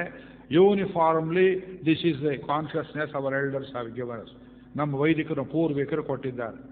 ಅಪ್ಪ ಇದಕ್ಕೇನರ್ಥ ಅಂತ ತಂದೆಯವ್ರನ್ನ ಕೇಳಿದರೆ, ಇದಕ್ಕೇನೂ ಅರ್ಥ ಇರ್ಕಣಮ್ಮ ಪೆರಿಯವ ಸೊಲ್ಲಿ ವಚ್ಚಿರಕ எனக்கு தெரியாதுಪ್ಪ, ದೊಡ್ಡವರು ಹೇಳಿದ್ದಾರೆ, ಇದ್ರಲ್ಲಿ ಅರ್ಥ ಇರಬೇಕು. ನನಗಂತೂ ಗೊತ್ತಿಲ್ಲ ಮಗು, ನಿನಗೆ ಸಾಧ್ಯವಾದರೆ ಉಪಾಸನೆ ಮಾಡು. ನಾನು ಉದ್ದಕ್ಕೂ ಬರೆದಿದ್ದೇನೆ ಪುಸ್ತಕಗಳಲ್ಲಿ, ಶಬ್ದಗಳಲ್ಲಿ ಹೇಳಬಹುದಾದದ್ದನ್ನು ನಾನು ಹೇಳಿದ್ದೇನೆ, ಉಳಿದವು ಉಪಾಸನಾ ವೇದ್ಯಗಳು. ನೀವು ಯೋಗ ಮಾಡಬೇಕು. ನಿಮ್ಮ ಯೋಗಕ್ಕೆ ಮನಸ್ಸು ಪರಿಶುದ್ಧವಾಗಿದ್ರೆ ಅರ್ಥವಾಗುತ್ತೆ, ಇಲ್ಲದ್ರೆ ತಮಗೆ ಅರ್ಥ ಆಗೋದಿಲ್ಲ. ಯೋಗದಲ್ಲಿಯೇ ಕಂಡುಕೊಳ್ಳಬೇಕು. ಆದ್ದರಿಂದ ಈ ವಾಕ್ ಅನ್ನುವುದು ಋಷಿಗಳು ಏನು ನಮಗೆ ಕೊಟ್ಟಿದ್ದಾರೆ, ಇದು ಸಾಮಾನ್ಯವಾದದ್ದಲ್ಲ ಅನ್ನುವುದು ತಮಗಿರಲಿ. ಇದು ಇನ್ನೊಂದು ಕಡೆ ಹೇಳ್ತಾರೆ, ಜಗತ್ತು ಅಸತ್ಪ್ರಾಯವಾಗಿತ್ತು ಅಂದರೆ ಇದು ಚೇತನವಾಗಿದ್ದರೂ ಜಡದಂತೆ ನಡೀತಾ ಇತ್ತು. ಆ ಹೊತ್ತಿನಲ್ಲಿ ಇದು ಜಡವಲ್ಲ ಅಂತ ತೋರಿಸೋದಕ್ಕೆ ಪೂರ್ವಿಕರು ದಿವ್ಯಜ್ಞಾನದ ಅನುಭವ ನಮಗೇನು ಕೊಟ್ಟರು. ಇದರಿಂದ ನಾವು ಇವತ್ತು ಮನುಷ್ಯರು ಮಾನವರು ಅಂತ ಅನಿಸ್ಕೊಂಡಿದ್ದೇವೆ. ಈ ನಿರುಕ್ತವನ್ನು ನೋಡಿ, ಇದು ಶುಕ್ಲ ಯಜುರ್ವೇದ ಶತಪಥ ಬ್ರಾಹ್ಮಣದಲ್ಲಿ ವೇದಕ್ಕೆ ಬರುವ ಅರ್ಥ. ಅಸದ್ವಾ ಇದಮಗ್ರ ಆಸೀತ್ ತದಾಹು ಕಿಂತದಾಸೀದಿತಿ. ಅವ್ಯವಸ್ಥೆಯಿಂದ ಜಗತ್ತು ವ್ಯವಸ್ಥೆ ಕಡೆಗೆ ಬರ್ತದೆ, not the other way around. From chaos into organisation. ಅಸತೋಮ ಸದ್ಗಮಯ ಅಲ್ವೇ ನೋಡಿ. ಏನೂ ಮಾತಾಡೋಕೆ ಬರದೇ ಇರೋ ಅವಸ್ಥೆಯಿಂದ ಬೃಹಸ್ಪತಿ ಅಂತ ಮಾತನಾಡುವ ಅವಸ್ಥೆ. ಅಶಕ್ತಿಯಿಂದ ಶಕ್ತಿಯ ಕಡೆಗೆ. ತಮಸೋಮ ಜ್ಯೋತಿರ್ಗಮಯ, ಇದು ದಿಕ್ಕು. ಕತ್ತಲೆಯಿಂದ ಬೆಳಕಿನ ಕಡೆಗೆ, ಮೃತ್ಯುವಿನಿಂದ ಅಮೃತತ್ವದ ಕಡೆಗೆ. ಇದು ಯಾಜ್ಞವಲ್ಕ್ಯರು ಕೊಟ್ಟ ಡಿಕ್ಲರೇಷನ್ ಅಲ್ಲ, ಇಟ್ ಈಸ್ ಇಸ್ ಡಿಸ್ಕವರಿ. ಒಂದು ಗಿಡ ಮರ ಮೂಲಿಕೆ ಯಾವುದು ಪ್ರಾಣಿ ಕೂಡ ಬೆಳಕು ಬೇಕು ಬೆಳಕು ಬೇಕು ಬೆಳಕು ಬೇಕು, ಆ ಬೆಳಕಿನ ಕಡೆಗೆ ಹೋಗುತ್ತೆ. ಜಗತ್ತು ಅಸತ್ಪ್ರಾಯವಾಗಿತ್ತು. ಹಾಗಿದ್ರೆ ಇದನ್ನು ಸತ್ಪ್ರಾಯ ಮಾಡಿದವರು ಯಾರು ಅಂದರೆ ಇದನ್ನು ಮಾಡಿದವರು ಋಷಯೋ ವಾವತೆ ಅಗ್ರೆ ಅಸದಾಸೀತ್ ತದಾಹುಹು. ಋಷಿಗಳೆಂಬವರು ಅಚೇತನಪ್ರಾಯವಾದ ಜಗತ್ತನ್ನು ಚೈತನ್ಯ ಕೊಟ್ಟು ತುಂಬಿದರು. ಇವತ್ತು ಬಹಳಷ್ಟು ಮಾತಾಡಿದ್ದೇನೆ, ನೀವು ಕೇಳ್ತಾ ಇದ್ದೀರಿ. ಇದರಲ್ಲಿ ಅರ್ಥ ಇದೆ ಅನ್ನೋ ನಂಬಿಕೆ ನಿಮಗೆ ಬರಬೇಕಾಗಿದ್ದರೆ ಋಷಿಗಳು ಕೊಟ್ಟ ಜ್ಞಾನ ನಿಮಗೆ ಹಂಚ್ತಾ ಇದ್ದೀರಿ. ನನ್ನ ಮಾತು ರಾಜಕೀಯ ಪುಡಾರಿ ಭಾಷಣ ಅಲ್ಲ ಇದು. ಹಾಗಿದ್ರೆ ಋಷಯಾರಯ ಕೇತೆ ಋಷಯ ಇತಿ ಪ್ರಾಣವಾ ಋಷಯ. ಸಮಾಜದ ಪ್ರಾಣ ಇದ್ದಾಗಿದ್ದಾರೆ. ತೇ ಪುರ ಅಸ್ಮಾತ್ ಸರ್ವೇ ಅಸ್ಮಾತ್ ಸರ್ವಸ್ಮಾತ್ ಇದಮಿಚ್ಛಂತಹ ಶ್ರಮೇಣ ತಪಸ ಋಷನ್ ತಸ್ಮಾತ್ ಋಷಯ. ಋಷಿ ಧಾತುವಿನೆಂದು ಹೇಳ್ತಾರೆ. ತಪಸ್ಸು ಪಟ್ಟು ಲೋಕವನ್ನು ಬೆಳೆಸಿದರು, ಅದರಿಂದ ಅವರಿಗೆ ಋಷಿಗಳು ಅಂತ ಹೆಸರು. ತಪಸ್ಸಿನಿಂದ ಲೋಕವನ್ನು ಬೆಳೆಸಿದರು, ಕ್ಯಾಶುವಲ್ ಆಗಿ ಬೆಳೆಸಲಿಲ್ಲ. ಕ್ಯಾಶುವಲ್ ಆಗಿ ಬೆಳೆಸಿದರೆ ಬೇರೆ ಬೇರೆ ದೇಶಗಳಲ್ಲಿ ಇವತ್ತು ಯಾವ ಪ್ರಾಣಿ ಅವಸ್ಥೆಯಲ್ಲಿ ಮನುಷ್ಯರಿದ್ದಾರೆ ಮಾತಾಡೋಕೆ ಬಂದರೂ ಜಗತ್ತನ್ನು ಕೆಲ್ಲಬೇಕು, ಕೊಲ್ಲಬೇಕು, ಹೊಡಿಬೇಕು, ಬಡಿಬೇಕು. ಋಷಿಗಳಿಲ್ಲದೆ ದೇಶ ಅದು ಹೇಗಿದೆ, ನಾವು ಹೇಗಿದ್ದೇವೆ ನೀವು ನೋಡ್ಕೊಳ್ಳಿ. ಅದರಿಂದ ನಮಗೆ ಋಣತ್ರಯದ ಒಂದು ಕಲ್ಪನೆಯನ್ನು ಪೂರ್ವಿಕರು ಕೊಟ್ಟರು. ಹುಟ್ಟುವಾಗ ಜಾಯಮಾನೋ ವೈ ಬ್ರಾಹ್ಮಣ ತ್ರಿಭಿರ್ಣವಾಜಾಯತೆ ಸಂಹಿತೆಯಲ್ಲಿ ಹೇಳ್ತಾರೆ. ಯಜು ಸಂಹಿತೆಯಲ್ಲಿ ಹುಟ್ಟುವಾಗಲೇ ಮನುಷ್ಯ 3 ಸಾಲದ ಜೊತೆಯಲ್ಲಿ ಹುಟ್ಟುತ್ತಾನೆ. ದೇವಋಣ, ಋಷಿಋಣ, ಪಿತೃಋಣ. ನಿಮ್ಮ ಶರೀರವನ್ನು ನಿಮ್ಮ ಪಿತೃಗಳು ಹಾಕಿ ಕೊಟ್ಟರು, ನೀವು ಕೇಳಿದೆಯೇ. ಹಾಗೆ ನೀವು ಜೀವನ ಸಂತಾನವನ್ನು ಬೆಳೆಸಿ ಲೋಕಕ್ಕೆ ಒಳ್ಳೆಯ ಮಕ್ಕಳನ್ನು ಕೊಟ್ಟು ಹೋಗಬೇಕು. ಅದು ಮಾಡದಿದ್ದರೆ ನಿಮ್ಮ ಋಣ ತೀರೋದಿಲ್ಲ. ಇದು ಪಿತೃಋಣ. ದೇವತೆಗಳು ಕಣ್ಣು ಕಿವಿ ಮೂಗಿಯನ್ನು ಕೊಟ್ಟಿದ್ದಾರೆ. ಇಂದ್ರಿಯಗಳ ಮೂಲಕವಾಗಿ ಲೋಕ ಸೇವೆ ಮಾಡಿ ನೀವು ಹಿಂದಿನಿಂದ ಬಂದದ್ದನ್ನು ಮುಂದೆ ಕೊಡಬೇಕು, ಭಗವಂತನನ್ನು ಅರ್ಚಿಸಬೇಕು. ಇದು ದೇವಋಣ. 3ನೇದು ಋಷಿಋಣ. If you are today what we are, it is because of our ancestors. ನಮಗೆ ಸಂಸ್ಕೃತ ಕೊಟ್ಟಿದ್ದಾರೆ, ಜ್ಞಾನ ಕೊಟ್ಟಿದ್ದಾರೆ, ಇತಿಹಾಸ ಪುರಾಣ ಕೊಟ್ಟಿದ್ದಾರೆ. ಇದನ್ನು ನಾವು ಉಳಿಸ್ಕೊಳ್ಬೇಕು, ಮುಂದೆ ಕೊಡಬೇಕು. ಇದು 3 ಹೇಳಿದರು. ಅಲ್ಲಿಂದ ಮುಂದಕ್ಕೆ ಈ ಋಷಿಗಳ ಪೈಕಿ ಅಗಸ್ತ್ಯರ ವಿಷಯವನ್ನು ಇದು ಸ್ವಲ್ಪ ಹೊತ್ತಲ್ಲಿ ಪ್ರಸ್ತಾಪ ಮಾಡ್ತೇನೆ. ಮಧ್ವಾಚಾರ್ಯರು ಋಷಿ ಎನ್ನುವ ಶಬ್ದಕ್ಕೆ ವ್ಯಾಖ್ಯಾನ ಕೊಡ್ತಾರೆ ಋಗ್ಭಾಷ್ಯದಲ್ಲಿ. ಯಃ ಪಶ್ಯತಿ ಸ್ವಯಂ ವಾಕ್ಯಂ ಸ ಋಷಿ ತಸ್ಯ ಕೀರ್ತಿತಃ. ಹಿಂದೆ ಮಂತ್ರ ಇತ್ತೋ ಮುಂದೆ ಬರ್ತದೆಯೋ ಗೊತ್ತಿಲ್ಲ. ಈಗ ನನ್ನ ಮಟ್ಟಿಗೆ ಕೆಲವು ಮಂತ್ರಗಳು ಕಣ್ಣಿಗೆ ಕಾಣಿಸೋಕೆ ಶುರುವಾದವು, ಕಿವಿಯಲ್ಲಿ ಕೇಳಿಸುವುದಕ್ಕೆ ಆರಂಭವಾದವು. They come with notations. ಸ್ವರ ಮೂಲಕವಾಗಿಯೇ ಕಿವಿ ಕೇಳಿಸ್ತು. ಇತರರ ಸಹಾಯವಿಲ್ಲದೆ ಕೇವಲ ದೈವ ಕೃಪೆಯಿಂದ ಯಾವನು ಮಂತ್ರ ಪ್ರತ್ಯಕ್ಷ ಮಾಡಿಕೊಳ್ತಾನೆಯೋ ಅವನು ಋಷಿ ಒಂದರ್ಥ. ಅಥವಾ ಅರ್ವಾಕ್ತು ದ್ವಾದಶಾವೃತ್ತೇ ಅಧೀತ್ಯಾಪಿ ಋಷಿರೇವ ಸಹ. ನಿನ್ನೆ ಹೇಳಿದೆ, 12 ಸಲ ಒಂದು ಮಂತ್ರವನ್ನು ಓದುವಷ್ಟರಲ್ಲಿ ಅವನಿಗೆ ಇನ್ನೊಬ್ಬರ ಸಹಾಯವಿಲ್ಲದೆ, ಭಾಷ್ಯ ಅಪೇಕ್ಷೆ ಇಲ್ಲದೆ ಅರ್ಥ ಅನುಸಂಧಾನ ಆಗಿ ಹೋಯಿತು, ಅವನು ಋಷಿಯೇ ಅಂತ ಹೇಳಿದರು. ಇದಕ್ಕೆ ಒಂದು ಉಪಾಖ್ಯಾನವನ್ನು ತಮಗೆ ನಾನು ಹೇಳಬೇಕು. ಅದು ಹೇಳಿ ಅಗಸ್ತ್ಯ ಚರಿತ್ರೆ ತಗೊಳ್ತೇನೆ. ಯಾವುದು ಅಂದರೆ ನಮ್ಮ ಯಜು ಸಂಹಿತೆಯಲ್ಲಿ ಬರುವಂತಹ ಕಥೆ. ಬಹಳ ರೋಮಹರ್ಷಕವಾದ ಕಥೆ ಅದು. ನೃಮೇಧ, ಪರುಚ್ಛೇಪ ಅಂತ ಇಬ್ಬರಿದ್ದರು. ಈ ಹೆಸರೇ ತಾವು ಕೇಳಿದ್ದೀರೋ ಇಲ್ವೋ? ನೃಮೇಧ ಅಂತ ಒಬ್ಬ ಮಹರ್ಷಿ ಹುಡುಗ, ಇನ್ನೊಬ್ಬ ಪರುಚ್ಛೇಪ. ಇವರಿಬ್ಬರು ಒಂದೇ ಗುರುವಿನ ಹತ್ರ ಅನೇಕ ವರ್ಷ ವೇದಾಧ್ಯಯನ ಮಾಡಿದರು. ಗುರುಗಳು ವೇದ ಮಂತ್ರವನ್ನು ಸ್ವರವತ್ತಾಗಿಯೂ ಹೇಳಿಕೊಟ್ಟರು, ಅರ್ಥವನ್ನೂ ವಿವರಿಸಿದರು. ಅದನ್ನು ಅನುಸಂಧಾನ ಮಾಡುವಾಗ ಯೋಗದಲ್ಲಿ ಹೇಗೆ ಕಂಡುಕೊಳ್ಳಬೇಕು ಅನ್ನುವ ಗುಟ್ಟುಗಳನ್ನು ಹೇಳಿದರು. ಪ್ರತಿಯೊಂದು ಮಂತ್ರಕ್ಕೂ ಯೋಗಾನುಸಂಧಾನ ಇದೆ. ಇವತ್ತೆಲ್ಲ ನಾನು ಯೋಗ ಹೇಳ್ತೇನೆ, ನೀವು ಯೋಗ ಕಲ್ತ್ಕೊಳ್ಳಿ, ದುಡ್ಡಿಗೆ ಇಷ್ಟಕ್ಕೆ ಅಂತ ಹೇಳಿ ಕೊಡ್ತಾರೆ ನೋಡಿ. ಇದು ಮೋಸಗಾರಿಕೆ. ಅದು ಯೋಗ ಅಲ್ಲ, ಬರೀ ಹಿಪ್ನೋಸಿಸ್. ಅದು ಬೆನ್ಹಿನ್ ಮಾಡಿದ ಹಾಗೆ. ಅದು ಯಾವುದು ಋಷಿದೃಷ್ಟವಲ್ಲ, ಯಾವುದರಲ್ಲಿ ಹಿಂದೆ ಮಂತ್ರವಿಲ್ಲ, ಅದು ಯೋಗವೇ ಅಲ್ಲ.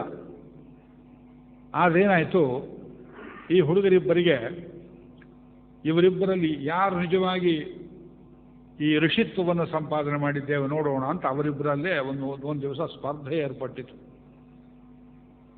ಒಬ್ಬ ಹುಡುಗನಿಗೆ ವೇದ ಚೆನ್ನಾಗಿ ಅಭ್ಯಾಸ ಆಗಬೇಕಾದ್ರೆ ತಾಯಿ ಹೊಟ್ಟೆಯಿಂದ ಅವನು ಹೊರಕ್ಕೆ ಬಂದ ಮೇಲೆ 6ನೇ ವರ್ಷದಲ್ಲಿಯೇ ಉಪನ್ಯಾಸ ಮಾಡಿದರೆ ಅವನಿಗೆ ಉಪನಯನ ಮಾಡಿದರೆ ಖಂಡಿತ ಮಹರ್ಷಿ ಆಗ್ತಾನೆ.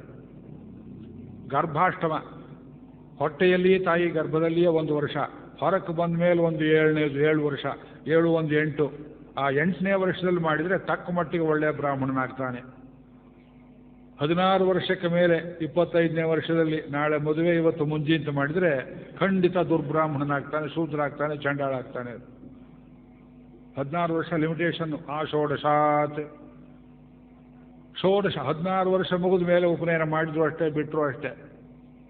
ಗೂಟಕ್ಕೆ ತೆಗೆದಾಕ್ತಾರೆ ಜನಿವಾರವನ್ನು. ಜನಿವಾರ ಯಜ್ಞ ಸೂತ್ರ ಅರ್ಥ ಗೊತ್ತಿಲ್ಲ, ಜನಿವಾರ ಕನ್ನಡ ಶಬ್ದದಲ್ಲಿ ಹೇಳೋದು. ಈ ಹುಡುಗರು ಚಿಕ್ಕ ವಯಸ್ಸಲ್ಲೇ ಕೋಪಿನ ಕಟ್ಟಿ ತಲೆಯಲ್ಲಿ ಜುಟ್ಟು ಬಿಡಿಸಿ ಅವ್ರಿಗೆ ಮಂತ್ರ ಕಲಿಸಿದ್ದಾರೆ. 12 ವರ್ಷ ಕಲಿತಿದ್ದಾರೆ ಗುರುಕುಲದಲ್ಲಿ, 19, 20ನೇ ವರ್ಷ. ಅವರಿಬ್ಬರಲ್ಲಿ ಸ್ಪರ್ಧೆ ಉಂಟಾಯಿತು. ವೇದ ಮಂತ್ರ ಹೇಳುತ್ತೆ, ರಮೇಧಶ್ಚ ಪರುಚ್ಛೇಪಶ್ಚ ಬ್ರಹ್ಮವಾದ್ಯಮವದೇತಾಂ. ಬ್ರಹ್ಮವಾದ್ಯ, ವಾದ್ಯ ಅಂದರೆ ತಮಟೆ ಅಲ್ಲ, ವಾದನ ಅಂದರೆ ನುಡಿಸುವುದು. ವೀಣೆ ದೊರಸ್ವಾಮಿಯಂಗಾರ್ ಅಂತ ಒಬ್ಬರಿದ್ದರು ಮೈಸೂರಲ್ಲಿ. ತಾವು ಬಂದು ವೀಣೆ ಬಾರಿಸ್ಬೇಕು ಅಂತ ಯಾರು ಕೇಳಿದ್ರೆ ಕೋಪ ಬರೋದು ಅವರಿಗೆ. ವೀಣೆ ಬಾರಿಸೋದಲ್ಲ, ತಮಟೆ ಬಾರಿಸೋದು. ವೀಣೆಯನ್ನು ನುಡಿಸಬೇಕು. ನುಡಿಸೋದಂದ್ರೇನು? ನೀವು ಮಾತನಾಡುವ ಶಬ್ದಗಳನ್ನು, ಸ್ವರಗಳನ್ನು ರಾಗವಾಗಿ ಆಯಾ ರಾಗಕ್ಕೆ ಹೊಂದುವಂತೆ ಬಾಯಿಂದ ಹೇಳುವುದಕ್ಕಿಂತ ಚೆನ್ನಾಗಿ ಜಡ ಪದಾರ್ಥವಾದ ತಂತಿಯಲ್ಲಿ ನುಡಿಸಬೇಕು. ನುಡಿಸು ನೋಡಿ ಕನ್ನಡದಲ್ಲಿ. ಇದು ವಾದನ. ಮೃದಂಗವೂ ಅಷ್ಟೇ, ಮೃದಂಗ ವಾದನ, ಮೃದಂಗ ಬಾರಿಸೋದಲ್ಲ. ಇವು ಬ್ರಹ್ಮವಾದ್ಯಂ ಅಂದರೆ ಮಂತ್ರ ಸಾಮರ್ಥ್ಯ ವಿಷಯವಾದಂ. ಸಾಯಣಾಚಾರ್ಯರು ಈ ಮಂತ್ರದಲ್ಲಿ ಏನು ಸಾಮರ್ಥ್ಯ ಇದೆ, ಯಾರು ಇದನ್ನು ಚೆನ್ನಾಗಿ ತಿಳ್ಕೊಂಡಿದ್ದಾರೆ ನೋಡಬೇಕು ಅಂತ ಅವರಿಬ್ಬರಲ್ಲಿ ಸ್ಪರ್ಧೆ ಉಂಟಾಯಿತು. ಆ ಸ್ಪರ್ಧೆಯಲ್ಲಿ ಅಸ್ಮಿನ್ ದಾರೌ ಆರ್ದ್ರೇ ಅಗ್ನಿಂ ಜನಯಾವ ಯತರೋ ನೌ ಬ್ರಹ್ಮೀಯಾನಿತಿ. ಅಸ್ಮಿನ್ ದಾರೌ ಆರ್ದ್ರೇ, ದಾರು ಅಂದರೆ ಒಂದು ಸೌದೆ ಚೂರು ಕಟ್ಟಿಗೆ, ಮರಚಕ್ಕೆ. ಆರ್ದ್ರೆ ಒದ್ದೆಯಾಗಿರುವಂತಹ ಹಸಿ ಕಟ್ಟಿಗೆ. 2 ತುಂಡು ತಗೊಂಡ್ರು ಇಬ್ರು, ಎದುರು ಬದಲಾಗಿ ಕೂತ್ಕೊಂಡ್ರು. ಅಸ್ಮಿನ್ ದಾರೌ ಆರ್ದ್ರೆ, ನಿನ್ನ ಕೈಯಲ್ಲೊಂದು ತುಂಡು, ನನ್ನ ಕೈಯಲ್ಲೊಂದು ತುಂಡು. ವೇದ ಮಂತ್ರ ಸಾಮರ್ಥ್ಯದಿಂದ ಇದರಲ್ಲಿ ಅಗ್ನಿಂ ಜನಯಾವಹ, ಅಗ್ನಿಯನ್ನುಂಟು ಮಾಡಬೇಕು. We shall produce fire in this wet piece of wood. ನಮ್ಮಿಬ್ಬರಲ್ಲಿ ಯಾರು ಮಾಡ್ತಾರೆ ನೋಡೋಣ. ಬ್ರಹ್ಮೀಯಾನಿತಿ, ನಮ್ಮಿಬ್ಬರಲ್ಲಿ ಬ್ರಹ್ಮಿಷ್ಠತಮರು ಯಾರು ಪರೀಕ್ಷೆ ಮಾಡೋಣ ಅಂತ ಹೇಳುವಾಗ ರಮೇಧೋ ಅಭ್ಯವದತೆ. ಅದಕ್ಕೊಂದು ಮಂತ್ರ ಇದೆ, ಆ ಮಂತ್ರವನ್ನು ನಾನು ಹೇಳ್ತೇನೆ, ಆದರೆ ನೀವು ಹೇಳಿದರೆ ಅದರಿಂದ ಅಗ್ನಿ ಉಂಟು ಮಾಡೋಕ್ಕಾಗೋದಿಲ್ಲ. ಅದ್ರ ಹುಟ್ಟಿದು. ಒಬ್ಬ ಕೈಯಲ್ಲಿಟ್ಕೊಂಡ, ಅವನೊಂದು ಮಂತ್ರವನ್ನು ಹೇಳಿದ. ಯಾವ ಮಂತ್ರ ಅದು? ಸಾಮಿಧೇನಿ ಅಂತ 12 ಮಂತ್ರಗಳಿವೆ. ಋಗ್ವೇದದಲ್ಲಿ ಬರ್ತದೆ, ಯಜುರ್ವೇದದಲ್ಲಿ ಬರುತ್ತೆ ಅದು. ಆ ಮಂತ್ರದಲ್ಲಿ 1, 2 ಪುನಃ ಉಕ್ತವಾಗ್ತವೆ, ಇಲ್ಲದ್ರೆ 16 ಮಂತ್ರ ಅಂತ ಲೆಕ್ಕ ಅದು. ಆ ಮಂತ್ರವನ್ನು ಕೊಟ್ಟಿದ್ದೆ ವೇದ ಸಂಸ್ಕೃತಿ ಪರಿಚಯ 5ನೇ ಸಂಪುಟದಲ್ಲಿ. ಇದು ಗಾಯತ್ರಿ ಛಂದಸ್ಸಲ್ಲಿರುವಂತಹ ಮಂತ್ರ ಅದು. 1, 2, 3 3 ಸ್ಟೆಪ್ಪಲ್ಲಿ ಬರುತ್ತೆ. ತಂತ್ವಾ ಸಮಿದ್ಭಿರಂಗಿರಃ ಧೃತೇನ ವರ್ಧಯಾಮಸಿ ಬೃಹಚ್ಛೋಚಾಯ ವಿಷ್ಠ್ಯ. ಇದು ಮಂತ್ರ. ಈ ಮಂತ್ರದಲ್ಲಿ ಹಸಿ ಕಟ್ಟಿಗೆಯಲ್ಲಿ ಅಗ್ನಿಯನ್ನು ಉಂಟು ಮಾಡುವ ಭಾಗ ಎಲ್ಲಿದೆ ಒಬ್ಬನಿಗೆ ಗೊತ್ತಿತ್ತು, ಒಬ್ಬನಿಗೆ ಗೊತ್ತಿರಲಿಲ್ಲ. ಒಬ್ಬ ಕೇಳಿದ್ದ, ಟೆಕ್ಸ್ಚುವಲ್ ಮೀನಿಂಗ್ ಕೇಳಿದ್ದ, ಅದು ಯೋಗದಲ್ಲಿ ಆಗಿರಲಿಲ್ಲ. ಆದ್ದರಿಂದ ಮೊದಲನೇ ಏನು ಮಾಡಿದ, ಆ ಮಂತ್ರವನ್ನು ಹೇಳಿದ. ನೃಮೇಧೋ ಅಭ್ಯವದತ್. ಆ ಕೈಯಲ್ಲಿ ಹಸಿ ತುಂಡು ಕಟ್ಟಿಗೆ ಇಟ್ಕೊಂಡು ತಂತ್ವಾ ಸಮಿದ್ಭರಂಗಿರ ತೃತೇನ ವರ್ಧಯಾಮಸಿ. ನೋಡಿ, ಗಡಗಡ ಗಡಗಡ. ಇದು ರ್ಯಾಟ್ಲಿಂಗ್ಸರು, ಪುರೋಹಿತರು ಮದುವೆಯಲ್ಲಿ ಹೇಳ್ತಾರಲ್ಲ, ಈ ಟೈಮ್ ಆಗೋಯ್ತು, ಮಾಂಗಲ್ಯ ಧಾರಣೆ ಮಾಡಬೇಕು, ಯಾಕೆ ಇನ್ನೊಂದು ಕಡೆ ಹೋಗಬೇಕು ಅಪರಕ್ರಿಯೆ ಮಾಡಿಸೋದಕ್ಕೆ. ಪುರೋಹಿತರು ಎಷ್ಟು ಅವಾಂತರ ಮಾಡ್ತಾರೆ ನೋಡಿ. ಇದು ಉಪನಯನ ಕರ್ಮ ಮಾಡಿ ಒಬ್ಬರು ಮನೆಯಲ್ಲಿ ಹೋಗಿ ಶ್ರಾದ್ದ ಮಾಡ್ತಾರೆ. ಇದು ಪೈತೃಕ, ಇದನ್ನು ಮಿಕ್ಸ್ ಮಾಡಬಾರ್ದು, ಶುದ್ಧಿ ಇರಬೇಕು. ಇಲ್ಲಿ ಹೇಳೋ ಮಂತ್ರ ಅಲ್ಲಿ, ಅಲ್ಲೋ ಮಂತ್ರ ಇದು ಬರಬಾರ್ದು. ದೊಡ್ಡ ದೊಡ್ಡ ವೈದಿಕರೇ ಹೀಗೆ ಸಮಾಜ ಹಾಳಾಗಿರೋದಕ್ಕೆ ಇವರೇ ಕಾರಣ. ನಾನು ದೊಡ್ಡ ಸಭೆಗಳಲ್ಲಿ ಹೇಳ್ತೇನೆ ಮಾತನ್ನು.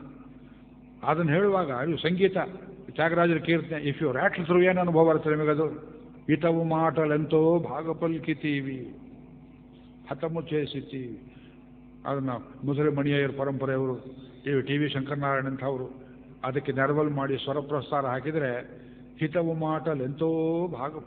ಆ ರಾವಣನಿಗೆ ಎಷ್ಟು ಹಿತವಾದ ಮಾತನ್ನು ಹೇಳಿದೆಯೋ ಪ್ರಭು, ಹೇಳಿದ್ರು ಕೇಳಿದೆ ಇದ್ದ ಮೇಲೆ ಹತಮು ಚೇಸಿತೀವಿ. ವಿಧಿಯಿಂದ ಕೊಂದುಬಿಟ್ಟೆ. ಸರಸ ಸಾಮಧಾನ ಭೇದದಂಡ ಚತುರ. ಅನುಭವಿಸಬೇಕು.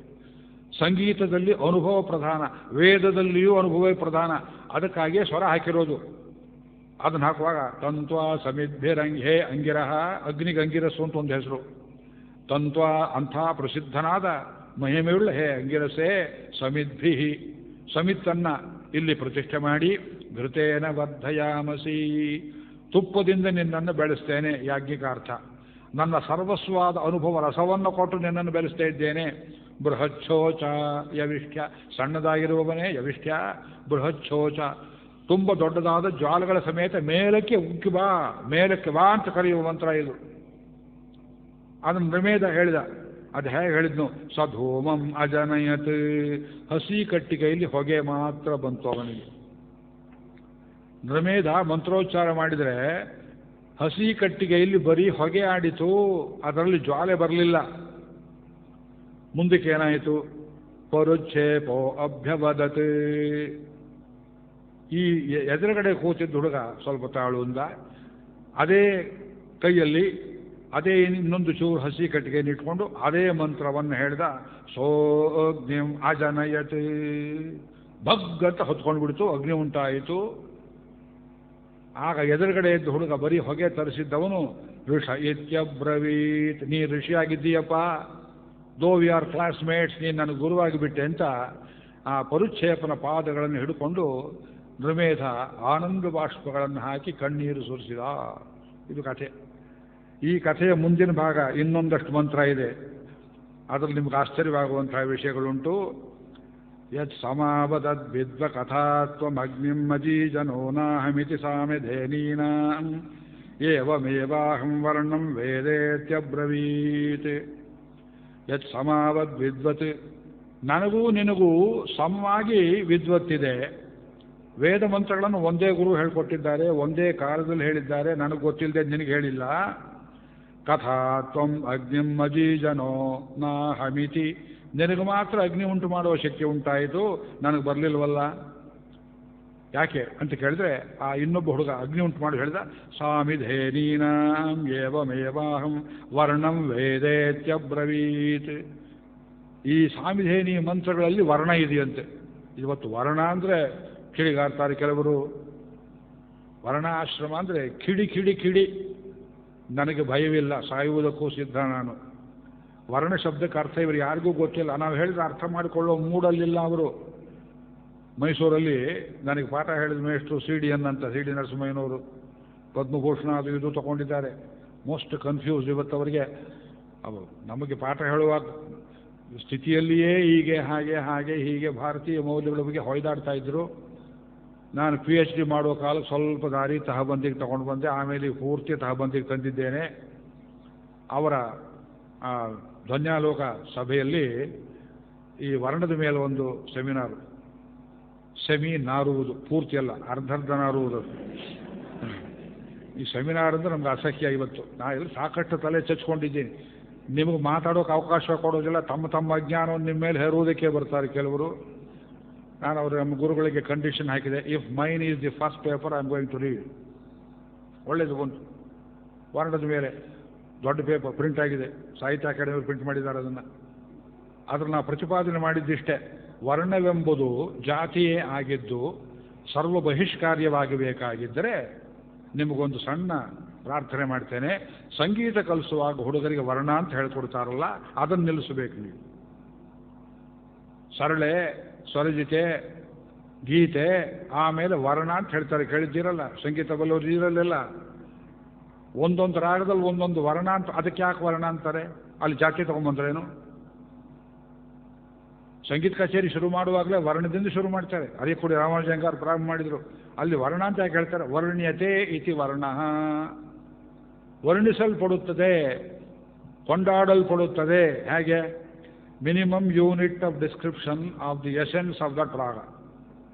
ಒಂದು ಕಾನಡ, ಒಂದು ತೋಡಿ, ಒಂದು ಭೈರವಿ, ಅದರಲ್ಲಿ ವರ್ಣ ರಚನೆ ಮಾಡುವವರು ಹೇಗಿರ್ತಾರೆ, ಆ ರಾಗದ ಎಸೆನ್ಸ್ ಎಲ್ಲ ಬಂದು ಅದರಲ್ಲಿ ಮಿನಿಮಮ್ ಡಿಸ್ಕ್ರಿಪ್ಷನ್, ಆ ರಾಗದ ಸರ್ವಸ್ವವು ಅದರಲ್ಲಿ ಅಡಗಿರಬೇಕು.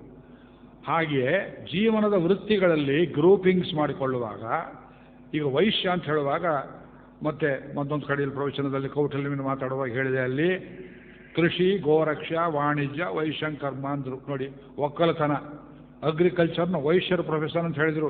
ಇವತ್ತು ಒಕ್ಕಲಿಗರು ಅಂದರೆ ಶೂದ್ರರು ಅನ್ನೋ ಸ್ಥಿತಿಯಲ್ಲಿ ಕರೀತಾರೆ, ತಪ್ಪು. ಅವರು ವೈಶ್ಯರು.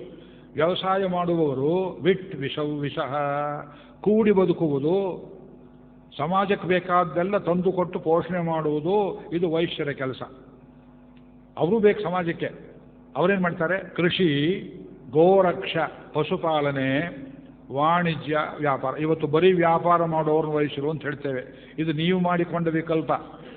ಕೃಷ್ಣನನ್ನು ಬೆಳೆಸಿದ ತಂದೆ ನಂದಗೋಪಾಲ, ಅಪ್ಪಟ ವೈಶ್ಯ, ವೈಶ್ಯ ಕುಲ ತಿಲಕ ಅವನು ಗೋರಕ್ಷೆ ಮಾಡ್ತೀವಿ. ಇವತ್ತು ಡೈರಿ ಫಾರ್ಮಿಂಗ್ ಬೇರೆ, ಪೌಲ್ಟ್ರಿ ಫಾರ್ಮಿಂಗ್ ಬೇರೆ, ಅಗ್ರಿಕಲ್ಚರ್ ಬೇರೆ, ಅದರಲ್ಲಿ ಗೊಬ್ಬರ ಸಪ್ಲೈ ಮಾಡೋರು, ಅದನ್ನು ಟ್ರಾನ್ಸ್ಪೋರ್ಟ್ ಮಾಡುವವರು, ಎಷ್ಟೋ ಉಪಜಾತಿಗಳೆಲ್ಲ ಬಂದುಬಿಟ್ಟಿವೆ. ಇದು ಒಂದು ಗ್ರೂಪಿಂಗ್ ಏನಿದೆ ನೋಡಿ, ಒಂದು ವರ್ಣ. ಅದೇ ರೀತಿಯಲ್ಲಿ ಬ್ರಾಹ್ಮಣರಲ್ಲಿ ನಿನ್ನೆ ಹೇಳಿದಾಗೆ ಹರಪ್ಪ ಮೊಹಂಜದಾರು ಆ ಟ್ಯಾಬ್ಲೆಟ್ಸ್ ಕೆತ್ತುವವರು ಕೆಲವರಿದ್ದರು.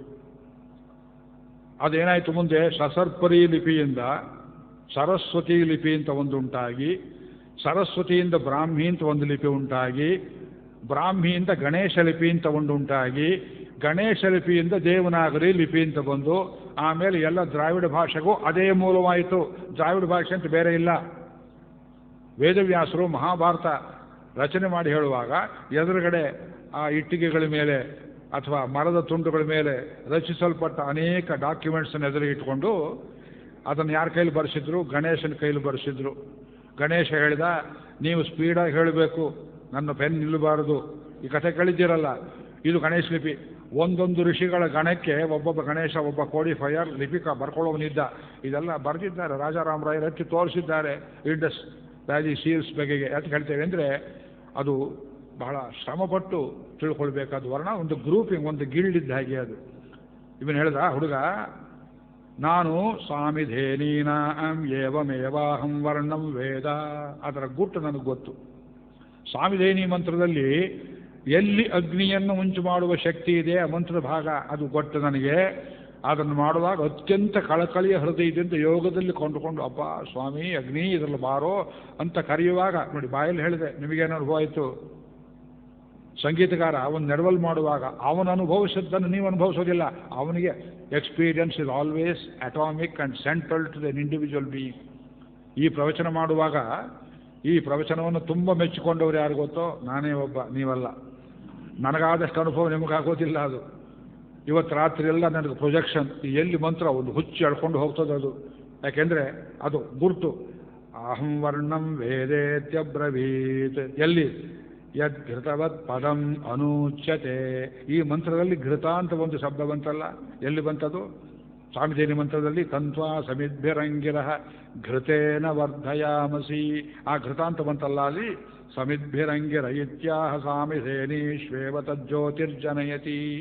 ಆ ಘೃತ ಶಬ್ದದ ಒಳಗಡೆ ಹಸಿ ಕಟ್ಟಿಗೆಯಲ್ಲಿ ಅಗ್ನಿ ಉಂಟು ಮಾಡುವ ಶಕ್ತಿ ಇದೆ. ಅದನ್ನು ನೀನು ಅನುಭವಿಸಿ ಯೋಗದಿಂದ ಹೇಳಲಿಲ್ಲ, ಅಲ್ಲಿ ಅಗ್ನಿ ಬರಲಿಲ್ಲ. ನಾನು ಹೇಳಿದೆ, ಅಲ್ಲಿ ಉಂಟಾಯಿತು. ಅಷ್ಟೇ ಅಲ್ಲ, ದ್ವಮೇಧ ತಿಳ್ಕೋ. ತ್ರಿಯಸ್ತೆ ನಯದ್ ರಜಸ್ತ್ರಯಸ್ತೆ ನಯದ್ಗಾಯತ್ರಿಯಸ್ತಿ ಯಸ್ತೆ ನಯದ್ ಸಾಮಿಧೇನೀನ್ಯೋ ವೃಷಣ್ಮತಿ ಅನ್ವಾಹ. ಏನು ತಿಳಿಯುತ್ತೆ? ನಾವು ಹೇಳ್ತೇವೆ ಮಂತ್ರಗಳಲ್ಲಿ ಸ್ತ್ರೀ ಮಂತ್ರ, ಪುರುಷ ಮಂತ್ರ ಅಂತಿದೆಯಂತೆ. ಎಲ್ಲರೂ ಕೇಳಿದ್ದೀರಾ ಇದನ್ನ? ಸ್ತ್ರೀಯಸ್ತೆ ನಯದ್ಗಾಯತ್ರಿಯಸ್ತಿ ಯಸ್ತೆ, ಇದು ಗಾಯತ್ರಿ ಮಂತ್ರ. ಗಾಯತ್ರಿಯನ್ನು ಒಂದು ಛಂದಸ್ಸು, ಒಂದು ಮೀಟರ್. ಆ ಮಂತ್ರದಲ್ಲಿ ಗಾಯತ್ರಿ ಛಂದಸ್ಸಲ್ಲಿರುವ ಮಂತ್ರಗಳಲ್ಲಿ, ಸಾಮಿಧೇನಿ ಮಂತ್ರದಲ್ಲಿಯೂ ಕೆಲವು ಸ್ತ್ರೀ ಶಕ್ತಿಯನ್ನು ಹೊಂದಿವೆ, ಇನ್ನು ಕೆಲವರು ವೃಷಣ್ಮತೀ ಪುರುಷ ಶಕ್ತಿಯನ್ನು ಹೊಂದಿವೆ, ಬೀಜ ಶಕ್ತಿಯನ್ನು ಹೊಂದಿವೆ. ತೇನ ಪುಗ್ಗಸ್ವತೀಸ್ತೇನ ಸೇಂದ್ರಾಸ್ತೇನ ಮಿಥುನ. ಅವೆರಡನ್ನೂ ಸೇರಿಸಿ ಸ್ತ್ರೀ ಮಂತ್ರ, ಪುಮಂತ್ರ, ಮಿಥುನವನ್ನು ಮಾಡಿದಾಗ ಅಗ್ನಿ ಉಂಟಾಗುತ್ತೆ. ಎಲೆಕ್ಟ್ರಿಸಿಟಿಯಲ್ಲಿ ನೀವು ಎಲೆಕ್ಟ್ರಾನ್ ಅಥವಾ ಇವತ್ತು ಆಟಮ್ನಲ್ಲಿ ಹೇಳ್ತೀವಿ ನೋಡಿ, ಸ್ತ್ರೀ ಶಕ್ತಿ ಪುರುಷ ಶಕ್ತಿ, ಅದರ ಪೂರ್ವ ರೂಪವನ್ನು ಮಂತ್ರದಲ್ಲಿ ಕೊಟ್ಟಿದ್ದಾರೆ. ಮಂತ್ರಗಳಲ್ಲಿ ಪುಂಸ್ತ್ವ ಭಾವ ಪ್ರಯೋಗ ಹೇಗೆ, ಮಂತ್ರಗಳಲ್ಲಿ ಸ್ತ್ರೀ ಭಾವವನ್ನು ಪ್ರಯೋಗ ಮಾಡುವುದು ಹೇಗೆ, ಎರಡನ್ನೂ ಸಂಯೋಗ ಮಾಡುವುದು ಹೇಗೆ ಗುಟ್ಟು ಗೊತ್ತಾದರೆ ನೀ ಲೋಕವನ್ನು ತಲೆಕೆಳಕು ಮಾಡಬಹುದಯ್ಯ. ಆ ಮಂತ್ರಕ್ಕೆ ಆ ಶಕ್ತಿ ಅಂತ ಅವನು ಹೇಳ್ತಾನೆ. ಪ್ರಾಚೀನ ಭಾರತೀಯರಿಗೆ ಈ ಎಲೆಕ್ಟ್ರಿಸಿಟಿ ರೂಪಾಂತರಗಳು ಗೊತ್ತಿರಲಿಲ್ಲವೇ? ಮಂತ್ರದಲ್ಲಿ ಲೋಕಪೋಷಕ ಲೋಕನಾಶಕ ಗೊತ್ತಿರಲಿಲ್ಲವೇ?